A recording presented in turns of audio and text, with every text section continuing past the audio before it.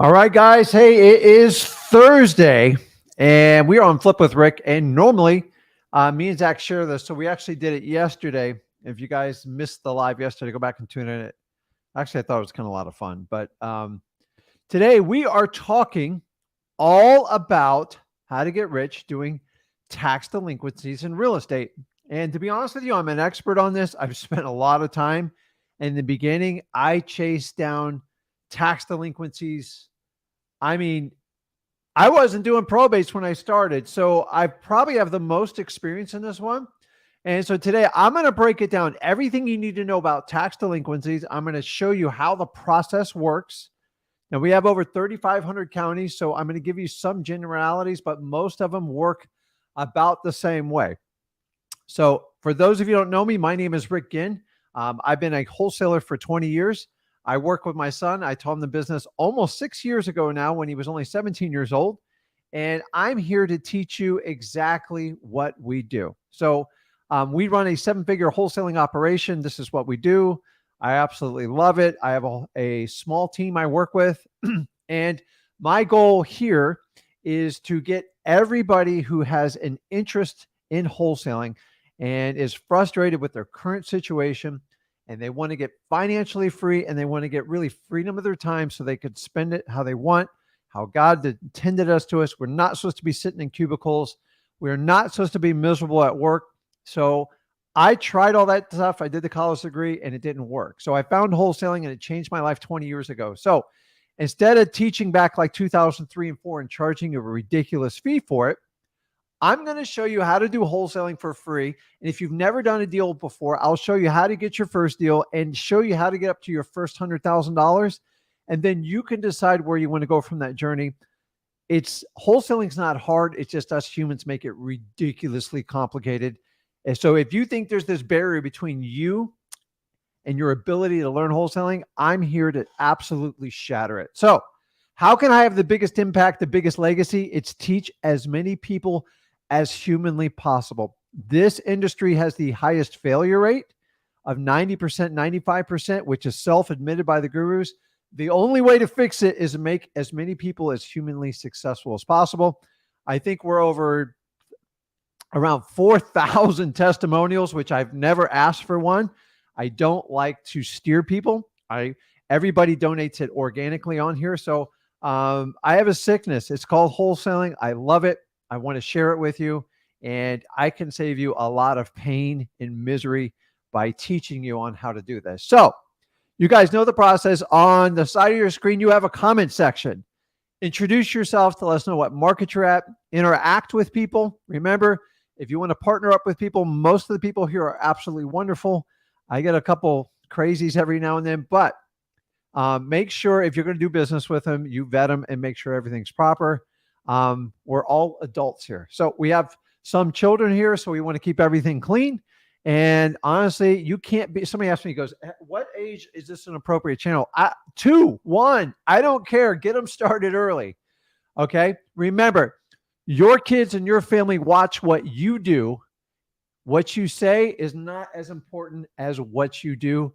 And that's why I'm here, is to try to help you out as much as possible. So put in the comments. And then what I'm going to do is go through a teaching on tax delinquencies. I'm going to show you how they work, how to get them, and how to talk to these sellers, and why these are some of the greatest motivational tips, really some of the greatest motivating factors in getting a wholesaling deal. So guys, I have spent a lot of time at the county office down at the DMV getting these. I'm going to show you how I did it. It might vary a little bit in your county. So I know this thing by heart. I don't even have to do a slide for this. So I'm going to do a little presentation, a little bit different style tonight, where I can write it on the screen. Put your questions in there. And if you want to hop on a live, go over to Wholesaling Houses for Real. There is a link in the top section. You can join the live. I missed a lot of people last night. I apologize. I'm going to do it definitely on a first come, first serve basis. So if you get on there sooner than later. And how does our one-on-one works is, I don't care if you've never done a deal before. I don't care if you're even thinking about a deal or you did 100 deals. If you want help, if you want my opinion on something, if you want to find a solution and just like really get authentic help, if you tell me the truth, you tell me your struggles and we work together, I promise you I can shed light on it. But as you guys know, it's really important that in wholesaling that you really go out and have fun, because life's too short to sit here and drag around. I find I'm admitted to ADHD. I lose attention fast, so I like to have fun. So I have fun with sellers. I have fun with everybody on this online, and I definitely have a lot of fun with Zach. Guys, I'm in like a dream fantasy world. Who else works with their kids and running an incredibly efficient wholesaling business and then has the ability to share our public lives with you? Nobody does more live streams than us because we feel like it is the best interaction tool for you. But guys, you got to amp it up. You got to have fun, man. Like if you don't get pumped up, like get your workout video to get your wholesaling on. It takes guts to do cold calls. It takes guts to knock on doors. It takes guts to do texting. It takes a lot of guts to do like get up, fall down. You're going to get up and keep following through, guys. Do it just like this. Get the energy up. Let's go.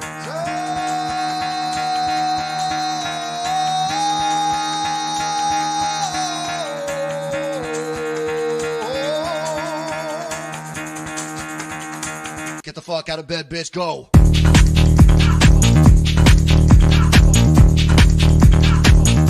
Get up, again, they got go.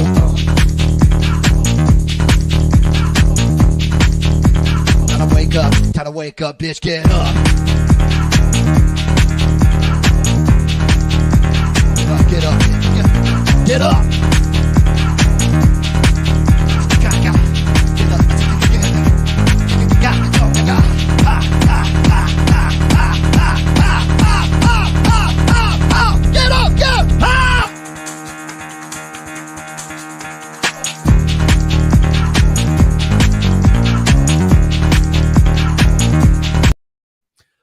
All right, guys, that's the energy I'm looking for. So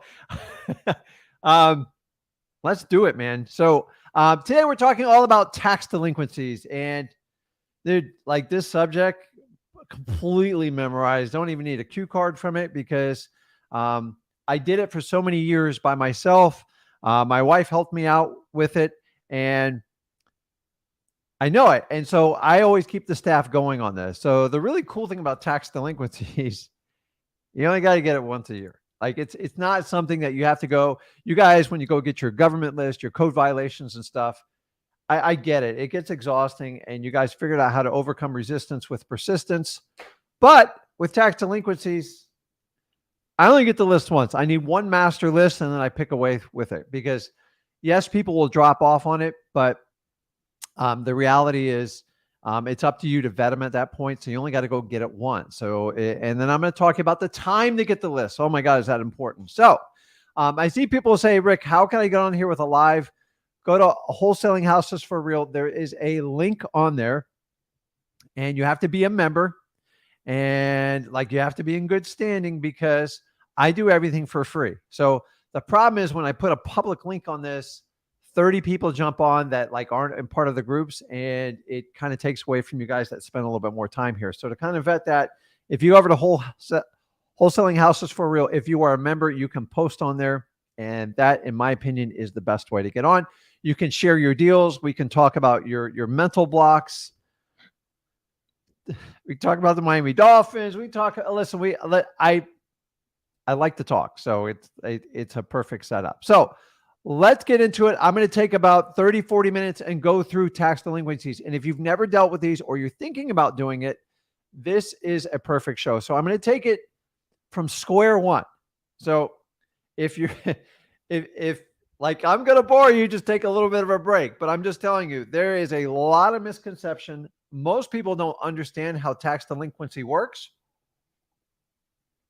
And I'm going to break it down because I had somebody the other day tell me, well, I just buy a tax certificate and they don't pay the bill. I get the house. No, it doesn't work that way.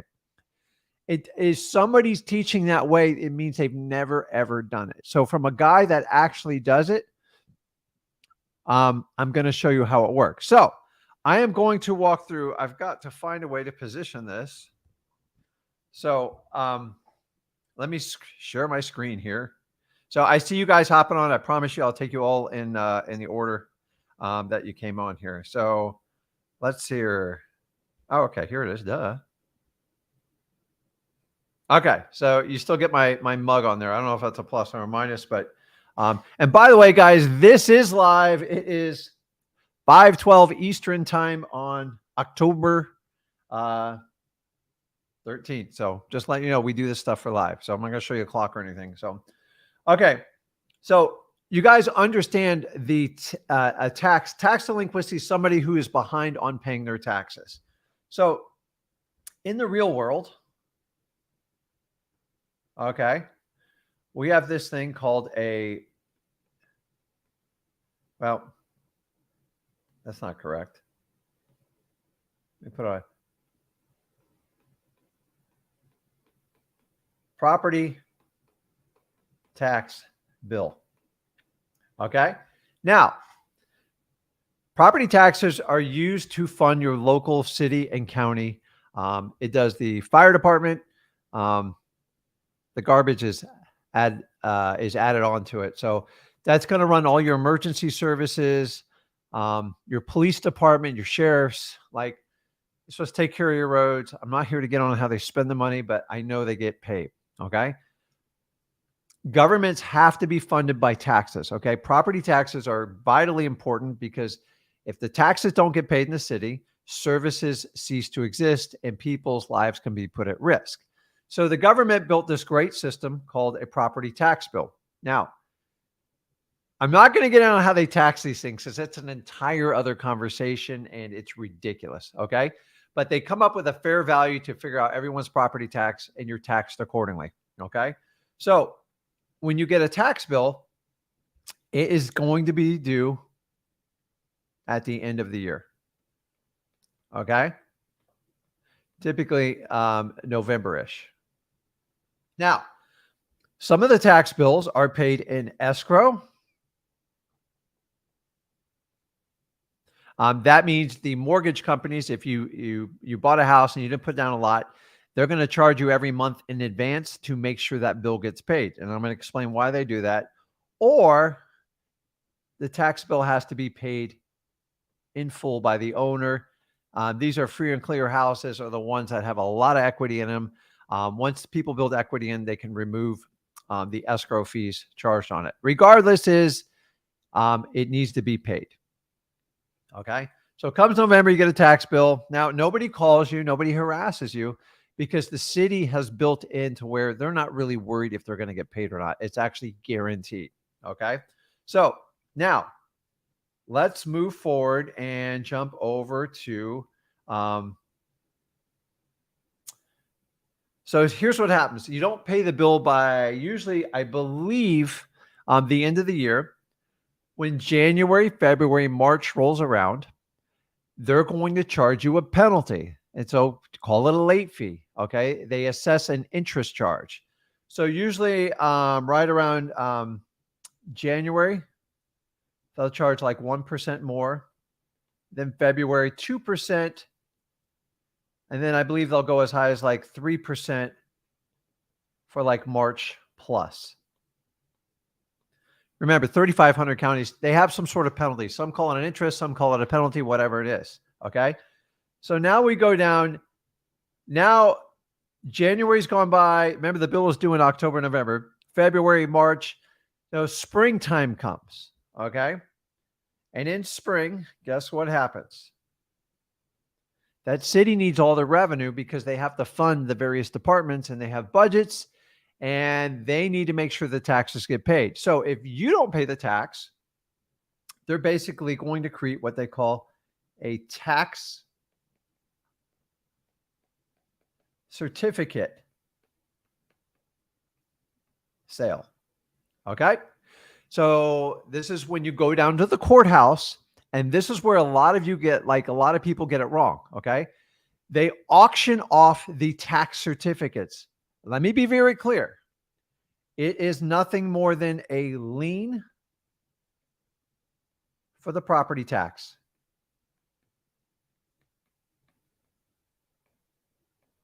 It does not give you first right of position to buy the property if it goes in foreclosure. It's actually quite the opposite. The only thing this is going to do is put a lien on that property. And so say the tax bill was $2,000. Say it was 2K. You get a lien on the property. And then you have to bid on that. Okay. Wait a minute, Rick. How do I bid on a tax certificate? So most of them start out at like 18%. And then they get bid down. Okay. So the auctioneer says, who wants 18% of this? Like, I'll take, everybody raise their hand at 18%.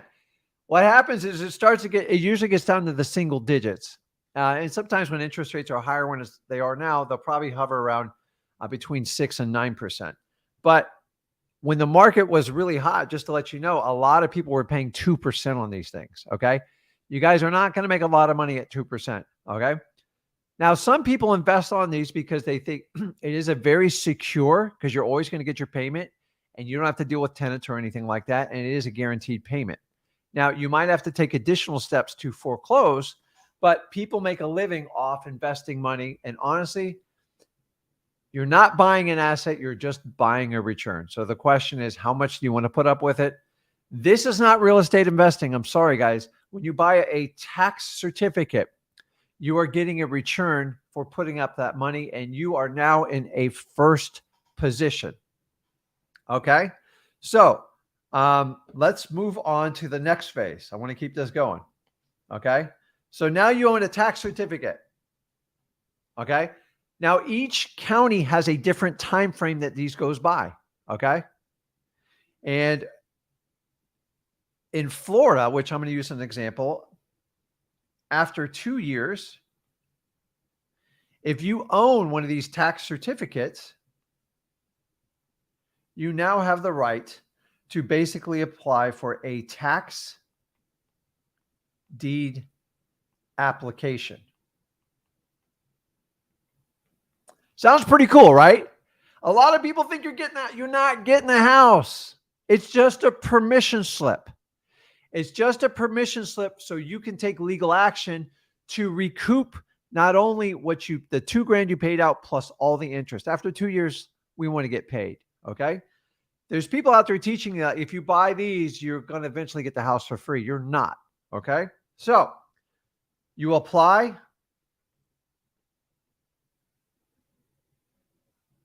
And then basically, once you apply, the next step, let me move up here. Let's find a pretty color for let's go. Well, I'm going to do pink. Okay. The next step is they are going to have an auction, or in the state of Florida, we do a foreclosure auction online at the courthouse. Okay. Now, I want you to understand what you're bidding on when you do this. Okay.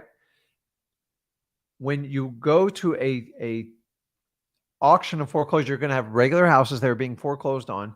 And then the tax certificate's main priority here is to cover their $2,000 lien. Sound good, right?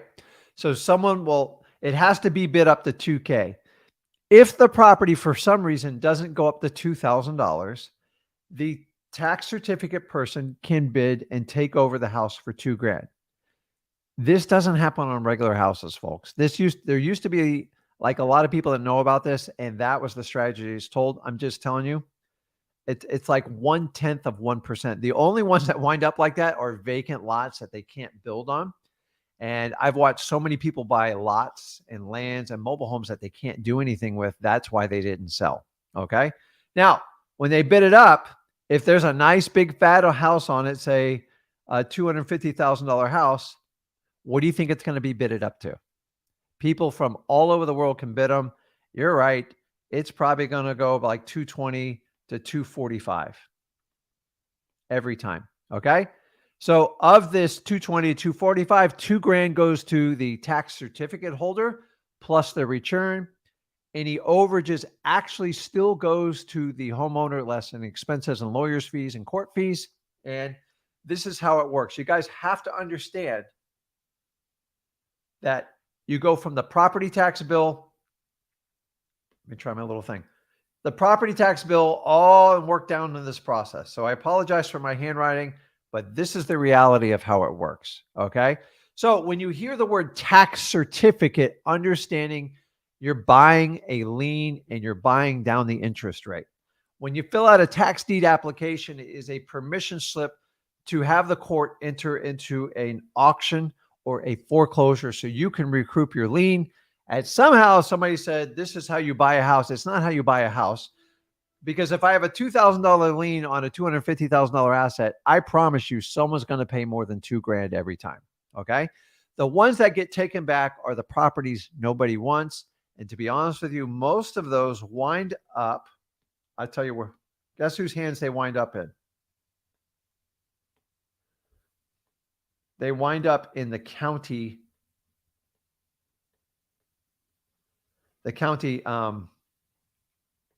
wind up being county owned.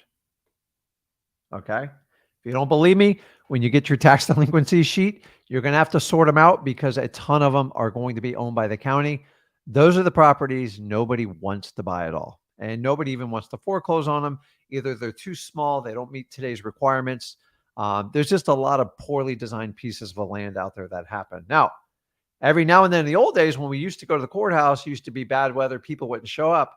And every now and then a property would slip through the cracks. It doesn't happen anymore because people can bid from anywhere, from China, from England, from Africa. You can go online and bid for any of these. That's why if you think you have any type of wholesaling advantage with these, you really don't. Now, you could buy the tax certificate and go knock on the homeowner's door and just work a deal out with them. But honestly, you don't need the tax certificate to do that. Honestly, I just, in my opinion, it's a waste of time. So what I want you to understand going forward is a couple things. Okay. So now that you understand the process, and if you have questions, put it in there. I'll answer them as I get going here.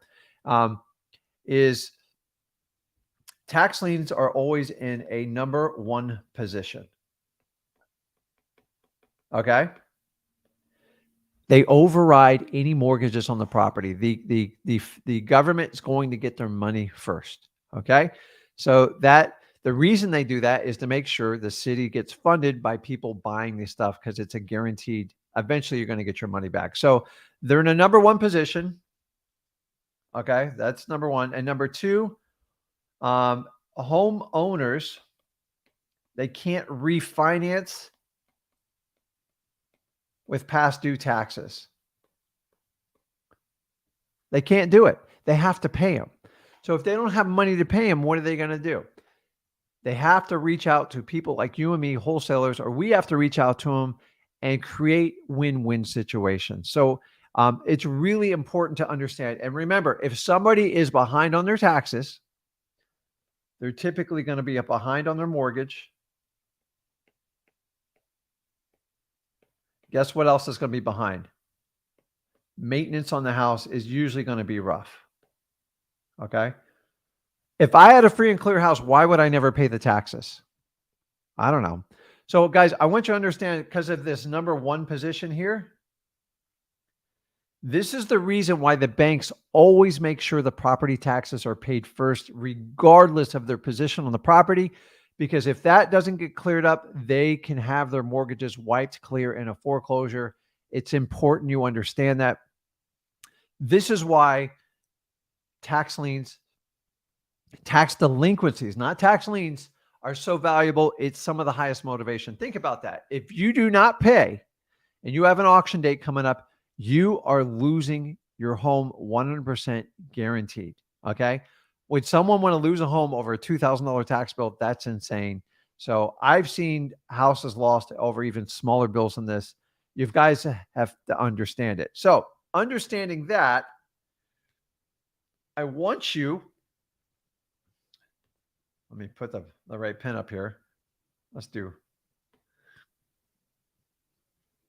So how do you get these lists? The lists are easy. Okay. They're always going to be at the county level. Okay. Now, typically, you're looking for like a treasurer or treasury department. Okay. Now, If you're in the state of Florida, I'll give you a shortcut. They're always tied in with the DMV. Don't ask me why. They are. I don't think that's for every state. Okay. The best time to pull your property tax is right after, in my opinion, right at the tax certificate sale. So the best time to get the list is going to be spring. You only got to get it once.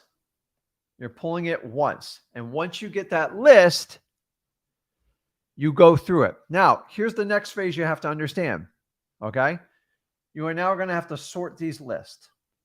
Okay. The best way to get this list is what we call a CSV file. Okay. That means it's in an Excel spreadsheet. And all you have to do is understand all the classifications. So you want to sort out and remove all the county-owned property because that's the garbage. County-owned, no. Okay. And then you're looking for tax delinquents of 2 years plus. Why 2 years? Because that is when people get highly motivated. Okay. There is going to be a large portion of the tax bill is what we call the financing department. Okay. And what I mean by that, wealthy people will use taxes.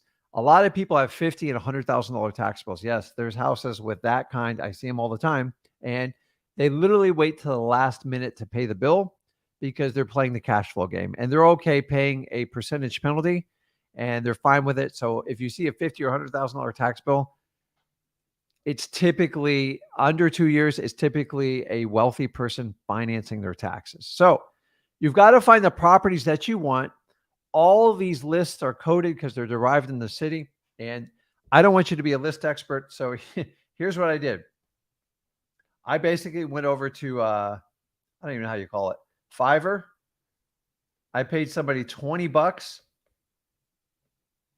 and I told them how I want the list sorted. And I got it back 1 day later, exactly the way I want it. They did this fancy pivot table and I only had to pay. I do that like once a year. Okay. So if you take that advice, it works really well. So once you get that list organized, it's really simple. Okay. So you've gone down to your county, you got the list. You've now sorted your list. Okay. Depending on which way you want to attack, if you want to cold call them, which is a great idea. If you want to do SMS, you're going to have to skip trace this list. Okay. Make sure you get, you shed the county-owned properties out of there. They're a waste of time. And then make sure you find the properties with at least 2 years more in back taxes because those are going to be highly motivated people. The challenge is getting in touch with them. Now, I've done these on mailer. They're pretty bad on mail. They just don't answer it because they're avoiding every other bill. So if you can cold call them, that's going to be the best way. A text, or you guys, we teach the reverse driving for dollars. It's a great method. And if you're brand new to this, you never figure out how to do it, go over to freewholesaling.com. Me and Zach teach you step by step on how to do this process. A reverse driving for dollars, you can take all these properties, stick a note on the door, say, listen, just a quick question about the house. This is John, put your phone number, and bam, if you put on 100 doors and 10% of the people call you back, it saves you a ton of time and it works very well. So now you've skip traced it. Okay. What do I say when I'm cold calling? Here's the key, guys. You're going to treat this just like you're calling any other list. What do I mean by that? Do not call them and tell them, hey, I know you're behind on your tax bill. You are going to get hung up on. So the best thing you could do is basically go out, find out if they're the owner of the property, find if there's interest in selling the property, ask your normal MCTP qualifying questions, and let them tell you about the problem. You don't introduce the problem. That's kind of the same way we attack probates. And once they tell you about it, you just got to figure out how to walk them down the aisle and put them through your process to get them to make a decision. The biggest challenge with tax delinquency, guess what their biggest problem is? They procrastinate everything. I don't even know if I'm spelling it right. Okay. People have tax delinquency bills They procrastinate. There's some of the worst procrastinators. So when you're going to go on a physical appointment, it is imperative that you initiate the upfront agreement, or you are going to get stuck in the friend maybe zone forever. They're never going to make a decision. Guys, if you already know this going into it, you can counteract it. So many guys tell me, oh, I got a maybe. I go, the reason you got a maybe is because you didn't go through freewholesaling.com and understand you have to have an upfront agreement with people or they'll never give you an answer. And they're just going to leave you in the friend zone. If you ever there in high school, it's not a fun place to be.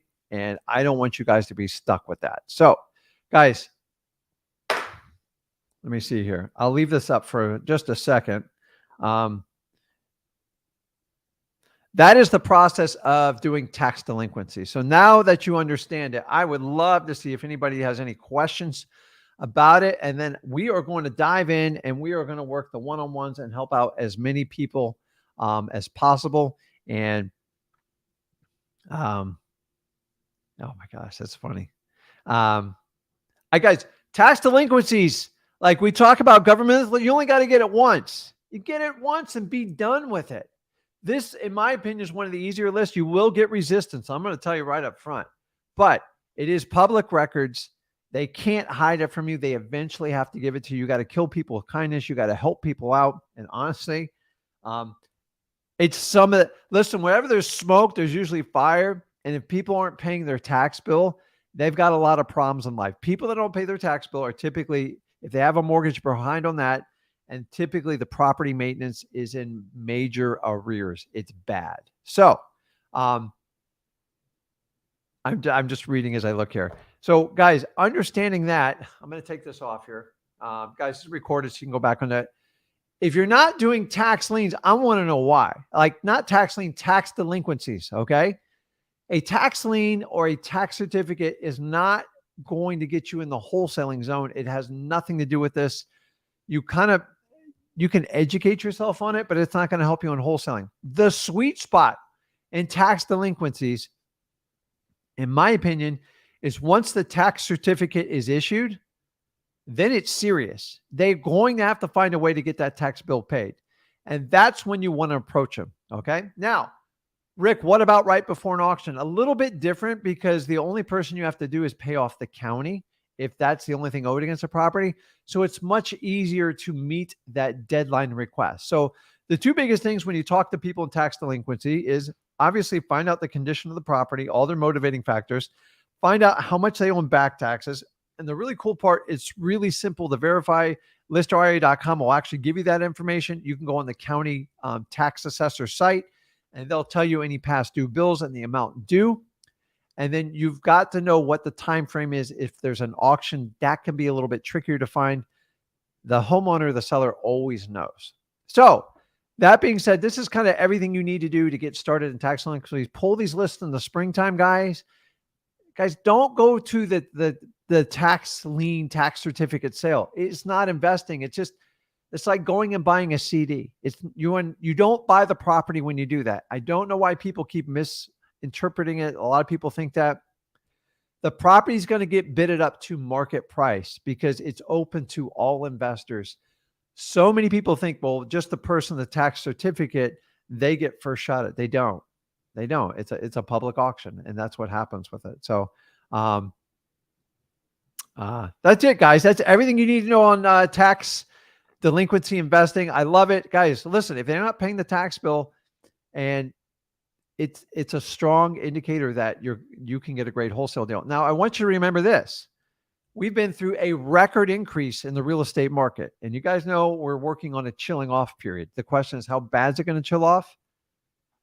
It's going to be an interesting 2023. I can tell you that. Now, the cool part is a lot of these people that bought these properties, they haven't got their first tax bill yet. So remember, if you do not have a mortgage or you put down a substantial amount of money, you just get a tax bill mailed to you like in October, November.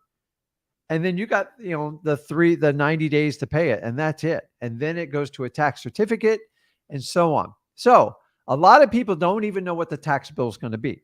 So a lot of people in my area where I do the core of my investing, we're looking at $10,000 and $12,000 tax bills because the prices have gone up so fast. So People are going to be shocked. They're going to be surprised when they get their tax bill, and it's going to create a lot of motivation on people. Now, keep in mind, if you had a $8,000 or $10,000 tax bill and then you miss it another year, that's $20,000. Once they dig a deep hole, that's when we need to reach out. We need to help people out. And then so when you reach out to them, let them tell you about the problem, qualify them like you normally do. And then here's the key, guys. Just create a win-win situation and do the best to help them out. Okay. It's not a fun scenario. I've rarely bought a property in tax delinquency that didn't need some sort of like significant repairs. Okay. So I love this list. This list is very public and you need to go get it. You will get some resistance, but honestly, if you're not working this list, you're missing. A lot of people on the tax delinquency list are still on the code violation list, a lot of water shutoff list, sometimes even the fire damage list. So I love this list. It works out really well.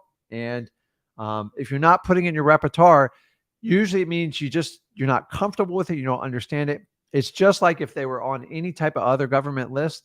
This one, guys, first position, the lien is, which means the property taxes get paid before even the first mortgage. So it's powerful. It works. And I want you, so you can reach out to the homeowners and just once they tell you they're behind on taxes, they need some sort of solution to help them out. And that's what you want to do. So that's it, guys. Let me go through the comments here. We'll get started. And let me see here. So I love that you guys answer all your calls. Somebody wants to ask if I play classical music in the background. I just think it's going to be distracting. I like classical music. I play it like while I'm working. Sometimes I play some heavy metal. Sometimes I play rap. Like it just depends on the mood. So it's kind of hard to prevent everyone's mood. And you guys, you don't need any more distractions with me. So what's up, Drew? Drew says he got his first deal last month to $2,500. Thanks for the info. Drew, it's all your hard work. And just to show you guys, Drew didn't put any skin in the game, meaning he didn't pay a guru or a coach. And he's just scraping the surface. So I know he's going to double, if not triple that fee on the next one. So Colin, you're correct. You pull the tax delinquency once a year. If you want to go in there and pull it every year and have them update the file, it's just too much work. So once I get the master list, and so guys, I'm in a county with a population of about 150,000, and my list is about 25,000 people. Now it's not 25,000 leads. I boil it down to about 3,500 possible suspects, and then I go from there. All the other ones are the ones I told you about that are financing their properties, their county-owned properties, or the properties that I could never, ever wholesale anyways. And you can sort the list on that. Remember, you don't have to be the list expert. Go, hey, can you sort this, this, this, and this, and get back to me? Oh, $20? Sure. I'll give you 50 if you get it done right. That's how I do it. I don't want to do all that stuff because it would take me 15 hours and I probably still screw it up. So find someone who's an expert in Excel spreadsheets. If not, you can find them on Upwork and you can hire them for one job. It's really the best way to do it. So, okay, I'm working through the questions.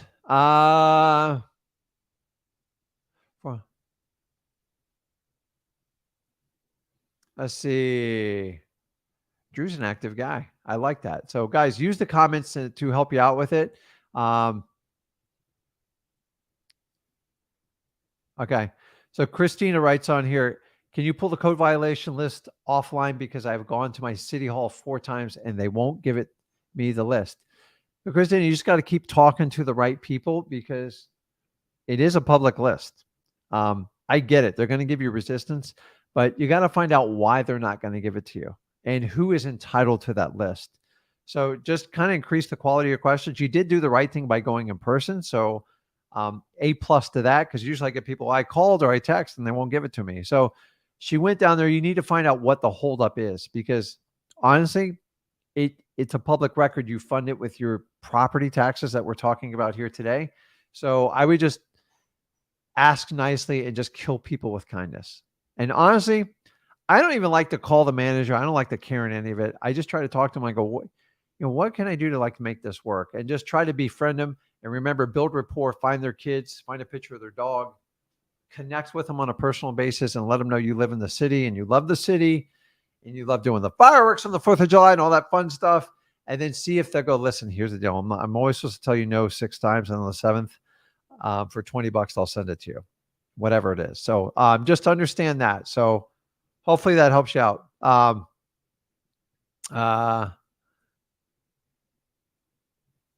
Let's see here. Okay.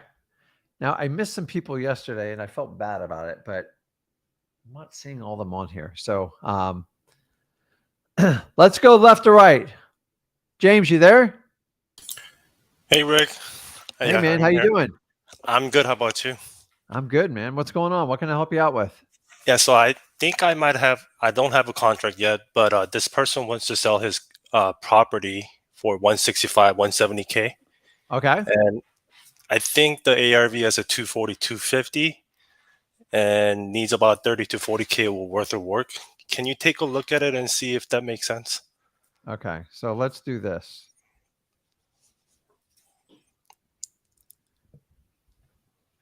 I'm gonna lay stuff down here, make it work. Dang microphones. Okay. So you're gonna have to give me those numbers. Sure. Oh. Hold on. Okay. So what's the ARV of the property? 240 or 250, I think. Okay. I'm just gonna take 240. You know why? Because the market is going down? That's what you do. So always stay on the other side of it. Okay. It's so what's the repairs needed? I'm thinking like 30 to 40K. So let's put it at 40. Okay. So we're kind of talking about like a net 200,000, and then where are you at on the number with them? 165 to 170 for each property. So are these two separate properties? They're on the same street, so across from each other. Okay. And so is that repairs total for both of them, or is that just each one? For each one. Okay. And have you, I assume you're talking to the seller, right? Mm-hmm. Okay. So, James, tell me what your experience level is. How long you been doing this for? I just started like 3 days ago, to be honest. Awesome. Okay. So let me ask you this. Let's go through this. Okay. It's a good exercise. Okay.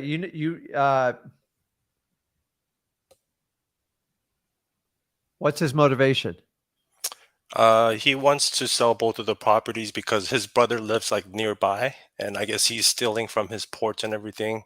Wants to move out to like Myrtle Beach, South Carolina. Did you say he's stealing? What? I don't understand.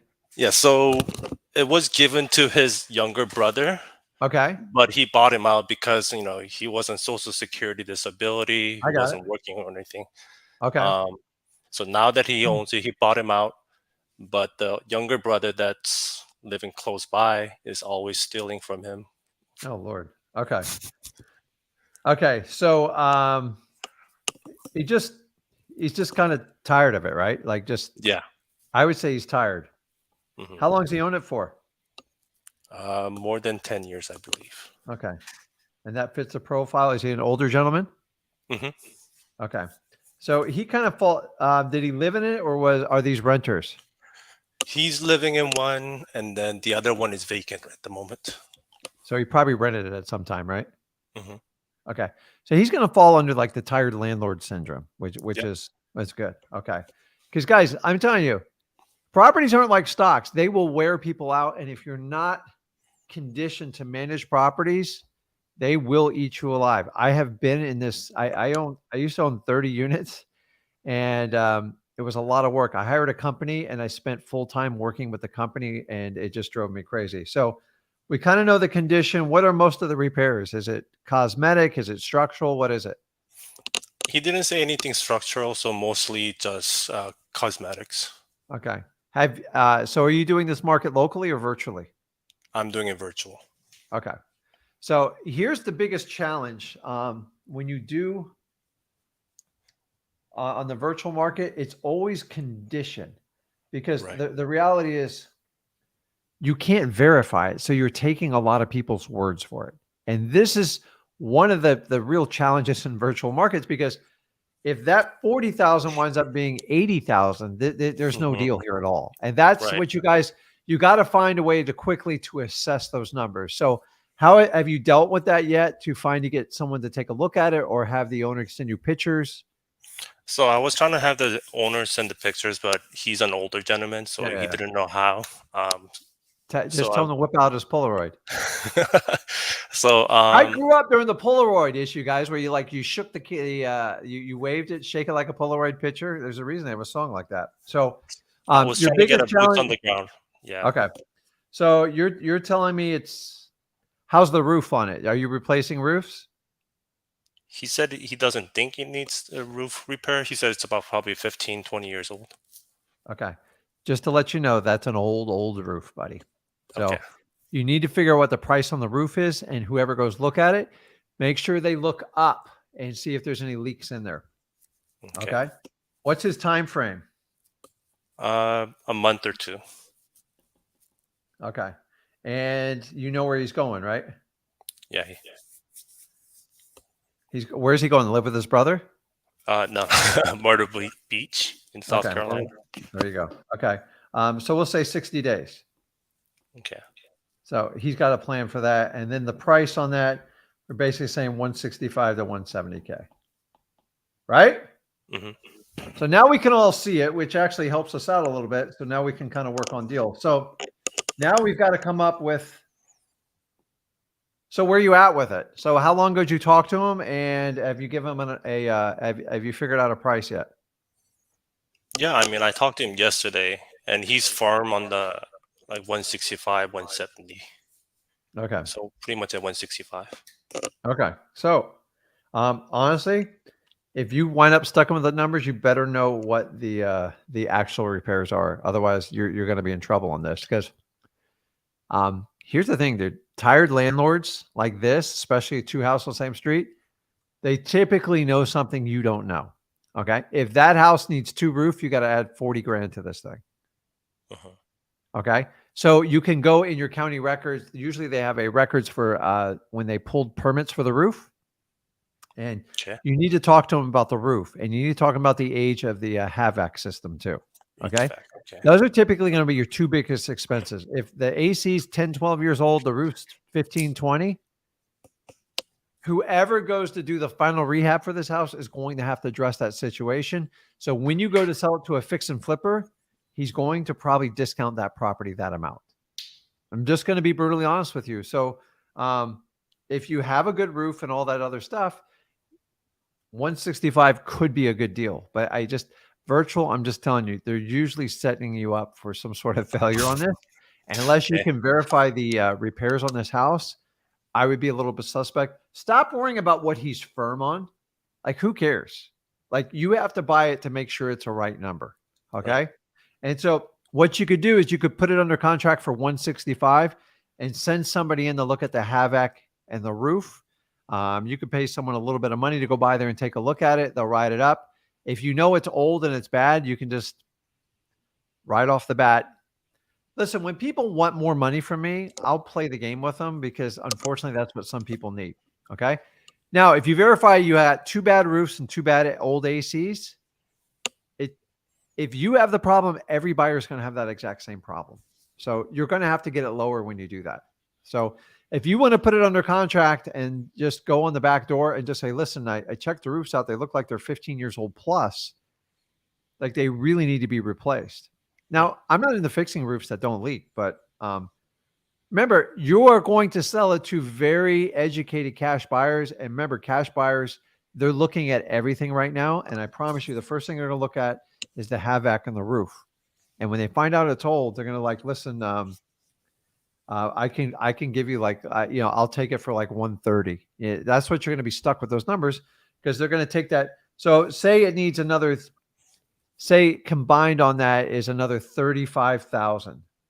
So if you go with 200,000, 200K, that we figure that, and then you minus off another 35. 165. You're down to 165 and you haven't even put in a profit in there yet. Right. Okay. So in like the perfect world, unless he can prove otherwise, you can't really offer, in my opinion, more than like 155 for it, because that problem is, and by the way, all tired landlords do this. Like, oh, the roof's fine. Don't worry about it. This roof's fine. The problem is when the property gets inspected, it's never going to pass. Okay. So if it's not going to pass with you, why is it going to pass with like an end user? So either a fix and flip has to work with it or replace it. And there's nothing worse than rehabbing an entire property to find out it's got an old roof on it. Did you know my wholesales are predicated if it's got a newer roof or not? If it's got an old roof, I don't even, I just sell them as is. Like I just move on. It takes 6 months to get a roof on in Florida and it costs a fortune. So you're in the right area. Stop worrying about the word firm. I hate that word. Firm. He's firm. So you be firm on when you offer yours. Remember, you've got to get it at a price that completely makes sense. Okay. And if it doesn't make sense, you're going to be stuck. Now, have you given them an offer back? Not yet, no. Okay. So this is the perfect scenario where you can practice going for no. So have you heard me say go for no before? Have you ever heard my I think you were saying that yesterday, maybe. Yeah. Okay. So if you go into freewholesaling.com, we teach you on there. You want to get a no on your initial response. You know why? Why is that? Because you want to get a counter back from them, which is more data. So you can structure an offer that's going to work for both parties. Okay. If you don't know where he's thinking, just because he says I'm 165 firm, dude, when they say firm, I play with him even more. I just, who cares?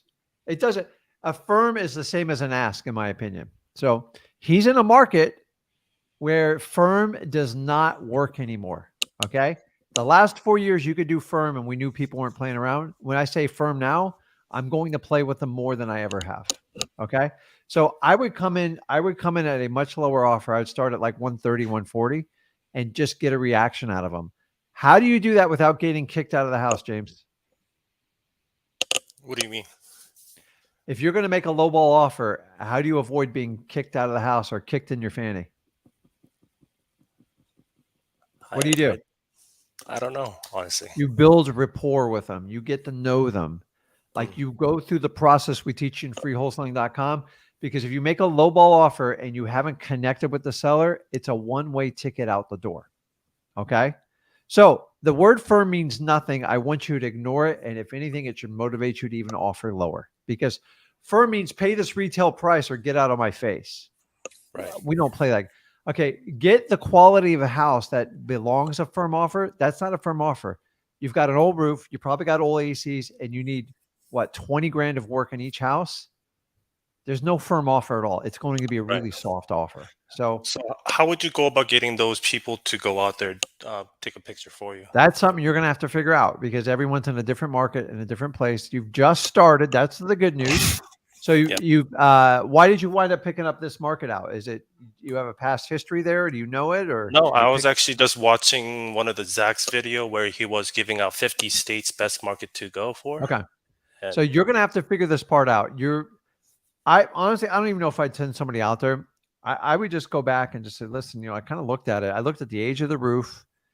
I'd ask them, how old's your AC system? Retired landlords don't replace the AC until it's dead. Like they don't do any maintenance on them. They're all like really, really bad. So just ask them, how old's the roof? How old's the AC system? And when you start finding, I go, looked on, and he goes, oh, I don't know. I go, look on the county records. Your roof's 18 years old. The average life of a roof is 15 to 20 years, just so you know, in the United States. So even though it's not leaking, they're going to pay significantly more insurance, and end buyers do not want old dated roofs because that's the investment that protects the house. So I would just kind of go in with that. I'd give him a low ball offer and just see where he winds up. Then decide if you want to send somebody in. And then here's what I say. I go, listen, I'll consider 165, but it's got to be great shape. You know, it's not even close to great shape. So before you do that, see if you can get some sort of room for him to move. He is not in a market where the word firm works anymore. It's unrealistic. Okay. So before you spend one dime and do that, and then while you're waiting to do that, find someone that'll go out and kind of run some errands and help you out. A few bucks here, get a gas card, like whatever you can do. But how'd you find the property? Use a PropStream looking for tired landlords. Okay. So I'm just telling you, tired landlords, you got to like hang in there and wear them out. You're in a perfect real estate market to wear him out because his offers are not going to go up. They're going to go down. Okay. Mhm. So the word firm is he's a perfect example of how we teach you how sellers, they are so stuck with what's happened the last 4 or 5 years. They haven't quite got the news from the media yet. And by the way, only the media can tell them that real estate's falling apart. Okay. You can't tell them, their agent can't tell them. They just like one day they just get this feeling like, I better get rid of this thing. Until he has that aha moment, your deals and your offer is not going to make sense to him. So you might as well just go ahead and set him up right now and figure out how to make a low offer. And he's going to react to you, and it's okay. Just build some rapport up with him, and you are going to be like a shark circling around. I know it's a terrible analogy, but he's not getting a higher offer. And the word firm, you've got to be kidding me, right? On a property like that, it's terrible. Ugh, Okay. drives me nuts. Does it make sense? Yes, sir. The problem with tired landlords is you think they're motivated, but like they're salty. And I find female landlords much more reasonable, just because women like. I'm just gonna tell you how it is, guys. They just think more logically. Us men sometimes we're just we do stupid things, and so when you get stubborn landlords like this, their ego gets involved in it a lot, and they just like, oh my god. So take a look and see what he bought it for. It doesn't really matter, and just make sure the guy's making a good profit on it, and he doesn't Yeah, want he to do bought the it for like repairs. 100K, I believe. Yeah. What's that? He bought it for like 100K. Yeah. But here's the thing is he doesn't want to put any money into it. So Mhm. when you talk to him and build rapport, you have to keep talking to him about, like, you don't have to spend any more money. You don't have to worry about the property. Show him the other side of when the transaction's over. The warning, if he talks about all the people that have talked to him about an offer, tired landlords will talk to 30 or 40 wholesalers. And that's what kind of stinks. And you don't want to be the 34th wholesaler to talk to because they will waste your time. I'm just telling you. Do you know how many other properties he might own? No, those are the two only properties that he owns, and he actually was talking to another wholesaler, I believe. Yeah. The day He's going to before. talk to a ton of them because Yeah. he's the perfect target. He has deferred maintenance. He doesn't want to spend a dime, but using the word like firm, he's going to get a huge wake up call in the market. So just make sure you're not buying someone else's problem that you can't make a profit off of, and go in for the low ball offer, build some rapport up with them, and then just say, listen, what do you need to get rid of these? Because he's probably going to like, you're crazy, James. I'm not doing that. So you go back, hey, what do you need to get rid of these? Like, what's the number? He's obviously not going to fix them up. So I love when tired landlords tell you about the potential of the property, but they don't want to spend one dime doing it. Like, so the word firm, you almost have to chuckle in a market like this when you hear that, right? Firm. Right. I'm firm. It's crazy. So, okay, go out and let me know how it works out. You can do it. Will do. I appreciate you. Thank you. Okay, man. See ya. So, guys, I want you to understand when a buyer says firm in this market with a property needs a ton of repairs, like, you can't laugh in their face, but like, no, deep down, that is a complete bluff. There is no firm. It's completely soft, and they're going to struggle to even find the right buyer to come in and buy it. So, unfortunately, it takes the sellers time to get this negative news. Okay. You and me know it's here. Okay. We are already in a buyer's market. The sellers do not hold the cards anymore. Okay. And it's only going to get worse each month going forward, unless something miraculously happens with the Federal Reserve. And the fact that it's run by the government, I would not put a lot of stock into that. But it is what it is. And so let's see here. What else do I got? Okay. Okay, I'm taking everybody in order. Malik, you there? Yes, Rick, how are you? Good, man. How you doing? Not bad. Just working on just skip tracing some of these code violations right now. I had a quick question. Okay, you let's might be go. able to answer it. It's about reverse frontage. Have you ever heard of that code violation? No. So explain it to me. I'm a little bit nervous of this explanation, but like, go ahead. I got my finger on the button here. Well, I don't know. That's why I was asking. I looked up the definition. It just basically means it's the distance between basically the left and right property lines at the front of the property. So some violation there. I wouldn't even touch it. All right. So it's one of those like splitting little hairs. Like there was a Karen next door, and she goes, "I think his driveway's like 2 centimeters on my property line." It's like I've bought properties like this, like knowing it was like, and I had a owner like this once. I'm just like, it wound up costing me like $2,500. I had to chip an inch off the driveway. How much did that cost? Well, because the problem is I couldn't sell it and get it financed for a mortgage, and it's like, but all those things always happen from a neighbor dispute, and yeah, I've noticed. And then they go, okay, I'm going to find something wrong with your fence, and it's 9 times out of 10 it's the fence line, because most homeowners just throw up a fence and they don't get a permit. Yeah, and like if you ever done a fence line, if you don't like run a string, it's really easy to get like a foot or two off.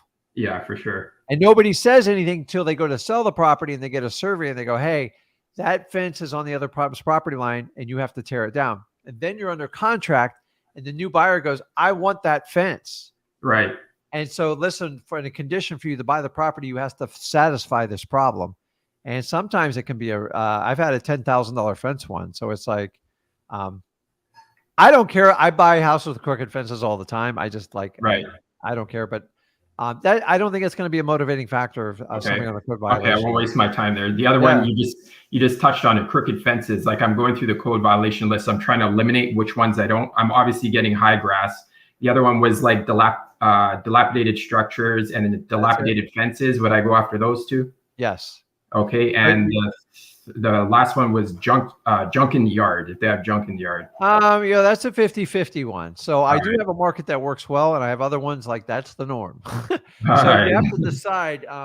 Some people treat their houses like junkyards. Yeah. Some people do it permanently, and some people just do it like because out of necessity. So they had to close a business and they had to put all the junk there. It's like 50-50 on those. So depending on the type of city you live in.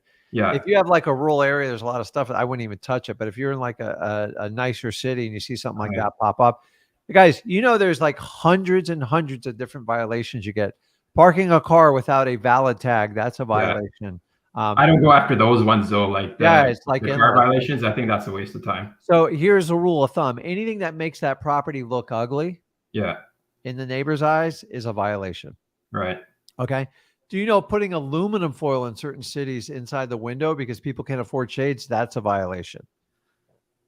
So it gets great. And then when you get in HOAs, all rules are off. Like, you know how that works. Like they're 10 times worse than the code violation, please. But remember, anything has to do with landscaping, anything has to do with structural or like roof or anything that says dilapidated maintenance type of deal. That's all in. All right. Do you know like one of the, now here's a little secret I'm going to share with you guys. If you can find a missing mail receptacle, do you know that's a code violation in almost every county? Now, why would that be so important to you? Like missing a mailbox doesn't seem like that big of a deal, but like, what do you think the benefit for a motivating factor for a seller is on that? I have no clue. They're not getting any mail and they ain't paying any bills. They're definitely not going to pay their property taxes, and they're getting no late notices on their mortgage. So when I do direct mail and we get NMR, which stands for no mail receptacle, it goes to the top of our lead list. Like we go manually, we skip trace it, and somebody drives straight to the house. So is there a way to get that list? Well, we only get that one through mailing. So you guys know I do a lot of mail and I enjoy it, but occasionally it can wind up on the code violation list. But the United States Post Office like hates when there's no mail receptacle. But guys, think about that. If you don't have a mailbox, the postman is not going to go up to your door and stick it on your door. So they hold the mail back.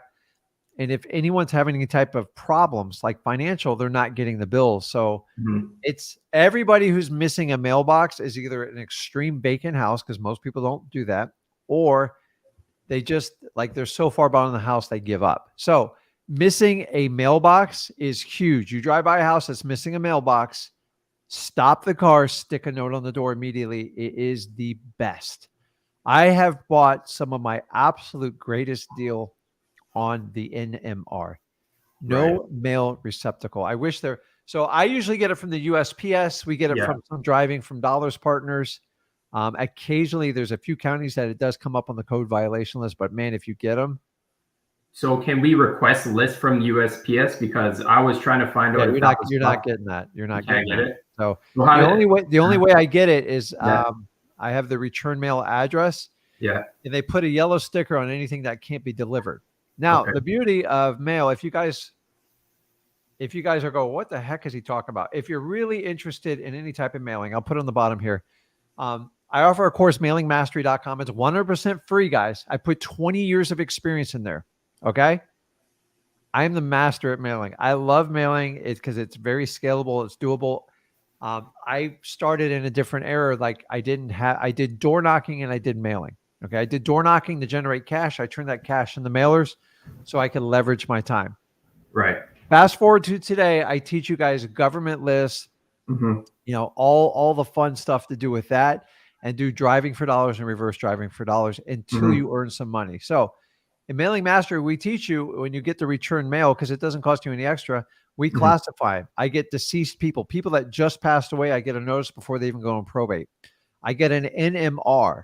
I get forwarding addresses. Okay. Think about this, guys. They're not getting regular mail. And so it gets back.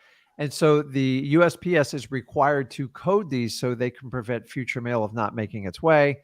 It's one of the benefits of doing mail. You guys don't have to do it. I'm just telling you, that's how we do it. It's kind of a cheating, and it works. Now, if I'm going to look for vacant properties, honestly, I'm just going to use my list, rei.com, and I run that list once a quarter, and we always get a deal off of it. It's not perfect. I love it because you can sort and remove the MLS listings on there, Right. which you guys, when you remove that number, you'll be shocked how many come off the list, and it saves you a lot of time, especially if you have to skip trace them, do it all, because you waste a lot of money, and nobody wants to sit there and call realtors all day. At least that I'm aware of. So it's like, but check out if you want to learn a little bit more on that. But it's, I'm just telling you, you're right on with the code violation. Don't waste your time on stuff it's not going to. Yeah, because this list is long. They got back to me. It's ridiculous. Thousands of people. It reads like a booklet. People run a big one in our area is people run businesses out of their house, which is illegal. And now the other one is they're really trying to crack down on Airbnb, people renting out room to room. And now because most counties have an ordinance, cities have ordinances that only 4 people within one family can reside when it's really technical. 4 people within one family can reside at a residence. I think there can't. A set of 4 people have to be related to it's just crazy because that's really ridiculous. They've been renting out every room here in South Florida. It's out of control, and they get $1,200 a room, $1,500, and the city's just it's not. The neighbors are getting tired of it. So this is why you're going to see rules nationally about Airbnb, because Airbnb is now coming in what I call its mature stage. The problem with Airbnb is investors are abusing it. I've predicted this for the last 3 years. It's not being used for the purpose intended. Airbnb is designed for vacation destiny rentals, nice properties that are meant for it, fully furnished, that are beautiful. Maybe they're near the water, they're near a major metropolitan area, and it's beautiful, and that it's got a natural draw to it. Now we're talking about regular residential houses renting out one room. That was never the design or the intent of Airbnb. Right. And the complaints are through the roof, and it's out of control. So Atlanta's passing a 3-strike rule. If you get 3 complaints to the city, you can't do anymore, and you have to now get a permit to do Airbnb. And you're going to see this in every major metropolitan area. And it's we see it a lot. I'm near the water, and it's crazy, but it was never designed for a simple house to rent out each room and run it like a hotel. Because that's exactly how they do it. Pretty much every Airbnb I've been to. Guys, I'm going to tell you, a new motivating list is going to be the Airbnbs that are not in destination locations, because they are not going to get these rates anymore. It's ridiculous. Every Airbnb's got $100, $150 cleanup fee. So if you rent it out for 2 days and say you pay $100, and you think, well, the hotel room around the corner is $150 plus tax, you're going to pay $200 plus another $150 plus tax. That's almost $400. It's actually cheaper for me to go to a hotel 9 times out of 10, unless you're renting out a vacation destiny.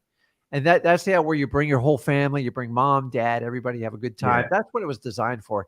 Yeah. It's completely being abused. and people are really going to start paying the price. And what I hate about Airbnb, I'm just going to tell you, is it people justify the higher prices because they feel like they can get more of a net income until they can't get it anymore. So once they start passing these rules and the people that are abusing it, it's done. I own properties where people do Airbnb and they're not supposed to do it at all. It's actually against the rules. And they think like they have no idea what's about to happen to them. And so a lot of people, like, it's really bad in condos and HOAs. The HOAs are really writing hard rules against this stuff. So guys, watch out for Airbnbs, because everybody told you they're made a killing in Airbnb over the last 3 or 4 years. Watch, their income is going to drop drastically, because as the economy retracts and people tighten their wallets, they're not going to be paying $150 a night for a 10 by 10 bedroom anymore. Yeah.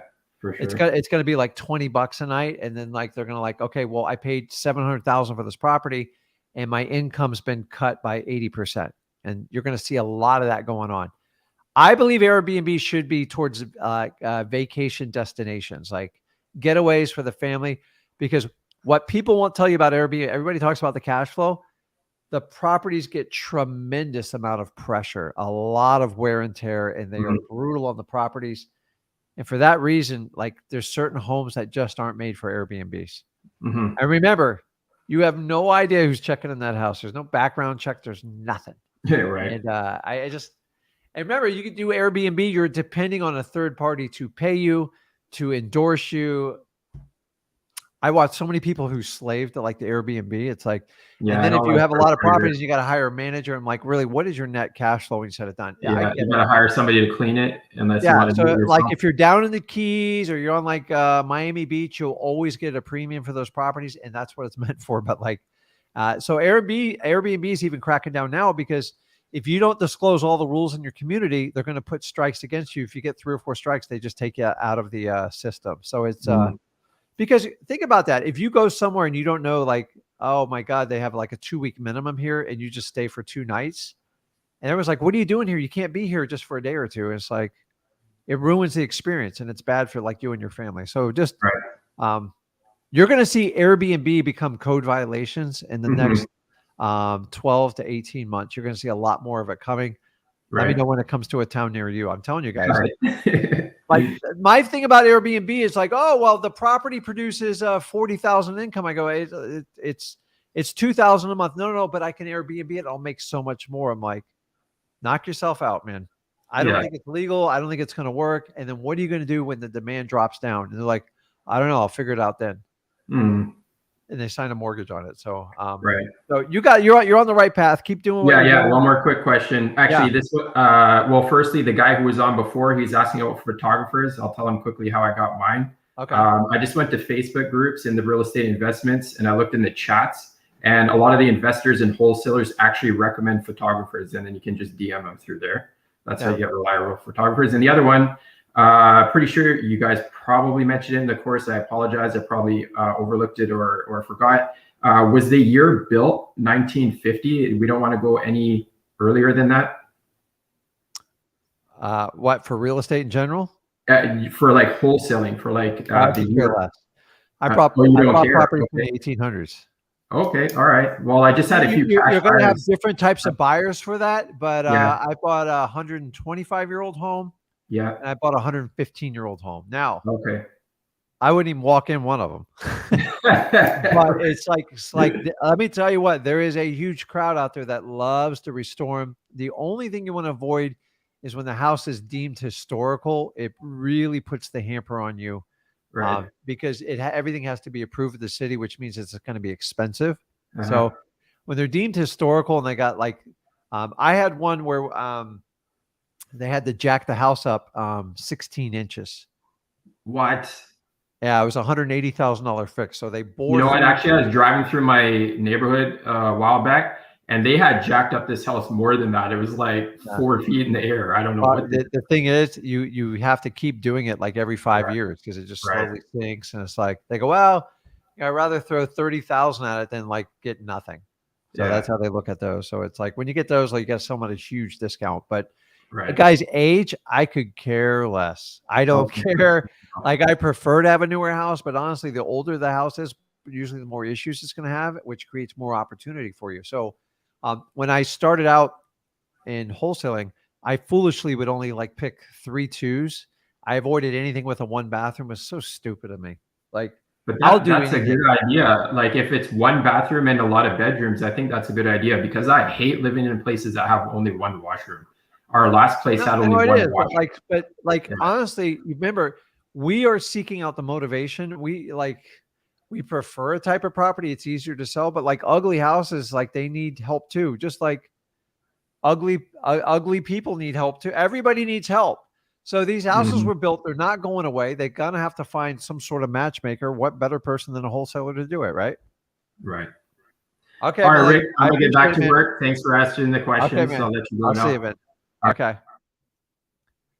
Alex, what's going on, man? Hey, Rick. Long time no see, man. Man, you got a head of hair there, buddy. I got to tell you, I get jealous, man, at my age. It's like, now listen, I tried. You all remember when Zach had like super long hair? We had a lot of conversations about that. And at some point he's like, Dad, why are you bugging me about my hair? So like, I think I should have been in the military at some point. I tried to grow my hair out once when I was an adult. And if you guys ever see like Kramer on Seinfeld, that's how it wound up. It went straight up. It didn't go anywhere else. And it was so annoying. And I got so tired of like Zach flipping his hair on like every live stream we did together. I'm like, dude, I'm gonna hold you down and like cut your hair myself. And he's like, when it's wet, it takes forever to dry. And I'm like, dude, sounds like a chick problem. I don't know what to tell you. And then, like the next day he finally cut his hair. So listen, Zach's on his own. I don't tell him what to do. And honestly, I gotta be honest, if I had long flowing hair like Zach, I'd probably grow it out too. So as long as I have hair, I'm not gonna complain. I know my hair's salt and peppering. It is what it is. I don't care, man. There's a lot of people that don't get the opportunity to like live a long life. So I'm not going to complain about it, but you got hair, dude, wear it, man. I love it because it's like, you won't always have that opportunity down the road. You probably got a good set of hair in your family based on your hair, but Zach's in good shape because all of us has had hair, but it's like, it's funny though. Cause they're really like, hey, Zach, long hair. I go, dude, if I could grow my hair like that, I would do the exact same.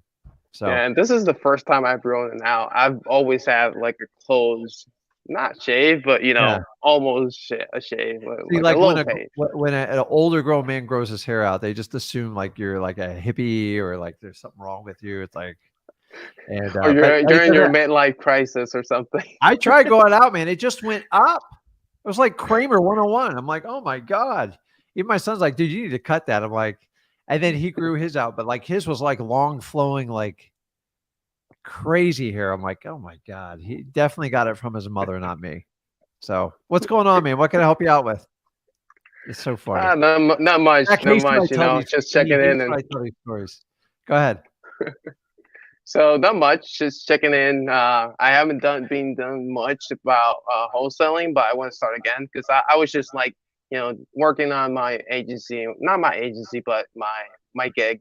And essentially, I didn't have time, but now I'm like back and I just wanted to say hi. I don't want to take up anybody's time. I know there's other people. So guys, anybody wants to hop on here, man, that's it. So I get a lot of people like, oh, I don't want to talk. First of all, if you don't want to show your face, I'm fine with that. I don't care. And number 2, man, I just like whatever you need. Like I want to help you out because so many people, I'm so tired of everyone telling you, well, unless you pay me $5,000, I'm not going to tell you what I'm doing. Do you know most of like the live streams and even the recorded videos, you just can't get any information out of anybody teaching real estate because they can't tell you because then they can't sell you a course. And it's like, do you ever watch some of these streams? It's like, oh, you'll have to come to my course. I'll show you how to do it. It's like, why even have the live? Oh, that's right. It's just a marketing opportunity to scroll it on it. Like, guys, I'm just telling you, man, the world has changed how you guys receive information. I just want to put it all out there and let you know, I want gurus to kind of change their business model. I'm talking about wholesaling. Anything else, do what you got to do. There are good fits for paid consultants and mentors, but in wholesaling, if you can find someone better than me, they're like, oh, they're like, Rick's not gonna, I'll give you specific action step by step right here on these lives. So like anytime you want to come on and do it like Alex, I'm all for it, man. This is why I do this. Okay. And there's so many people who want to take so much action, but like, I can't get them to open up like 4 minutes of a module. Like I go, that's all on freewholesaling.com. And by the way, guys, I can go in and find out how much you've watched of every video. Like I'm not a geek analytics. I have somebody in the back for me, but like if somebody like really pushes me, I'll go in there and see what they did. And by the way, I know everyone's IP address. I know every guru that has my course. You guys would be blown away. And by the way, I know when their assistants download it, they don't download it, they view it. I don't care. I don't give a crap. I'm making it all public. Me and Zach are the only ones that put all our stuff out there. With the only thing you have to give to me is your email. That's it. So, dude, get started, man. I'm telling you, you got to get ramped up for 2023 because we're in for like a windfall. I'm just telling you, all the stuff you guys have asked for, like I need sellers to get realistic. It's all coming. It's all coming. Mm-hmm. Do you realize we're at the average mortgage right now, 7.4%? Stop buying into these 6.69 advertised rates. That's everything is perfect and very rarely 800 credit score. 800 credit score, 0 DTI debt to income ratio. Yeah. I'm just telling you the average right now, because I have a lot of people in this business, is 7.4 and it's climbing. Okay.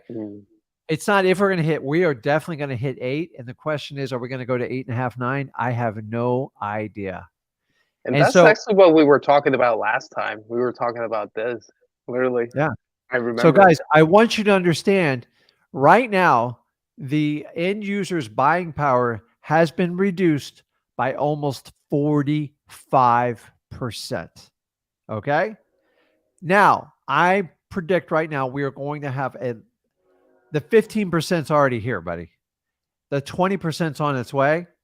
And then the question is, how much higher will it go from there? I don't know. So it's going to be in pockets because a lot of it's based on supply and demand. Until that inventory gets up to catastrophic levels, then that's when. So what happens is if 100 people put their properties on the market and like half of them are rehab and half are regular, then if there's only like 25 buyers, then you just go to each door and go, okay, what can you offer me? Do you know in 2010, 11, they were throwing in small cars, TVs. I'm telling you, we threw in closing costs. We gave 6% back on every property someone bought from us. It was crazy. And I'm just telling you, I'm seeing hints of it. Like we are just starting, guys. Wait till Christmas gets here and all the bills hit. Wait till the tax bills come due. Wait till all those credit cards. Credit card defaults are on their largest increase in 15 years. Credit card defaults, it's 20-year high. We have just started. We have just started, guys. Nobody ever sees the pain till it's there and it's almost past you. It's like if you're eating a nice steak and you put 3 or 4 bites in, and you ever had that moment like, okay, I ate too much, and instead of getting a steak out of your mouth, you start swallowing, and when you start choking, that's when the market melts. Now, I already tell you, 2023 is going to be a rocky year, but we've had like historical gains. So don't wait too long to get started, man. Like we are full mode. Like me and Zach have gone all day working with all our vendors, working with all our partners, all our acquisitions people, dispo. Like we're in full bloom right now because when it's here, you don't know how long it's going to last and you got to take advantage of the opportunity. But the really good thing, you don't have to time wholesaling. You just have to do it. You can't go, okay, I'm going to do it these 2 or 3 months while prices are low. I'm going to get my money and get out. It doesn't work that way. It's like, it doesn't matter. So there's always going to be something. Yeah. It's always going to be something. You just got to kind of pick which part you want to do about it. So you guys have asked for higher motivating points, lower prices, and less competition.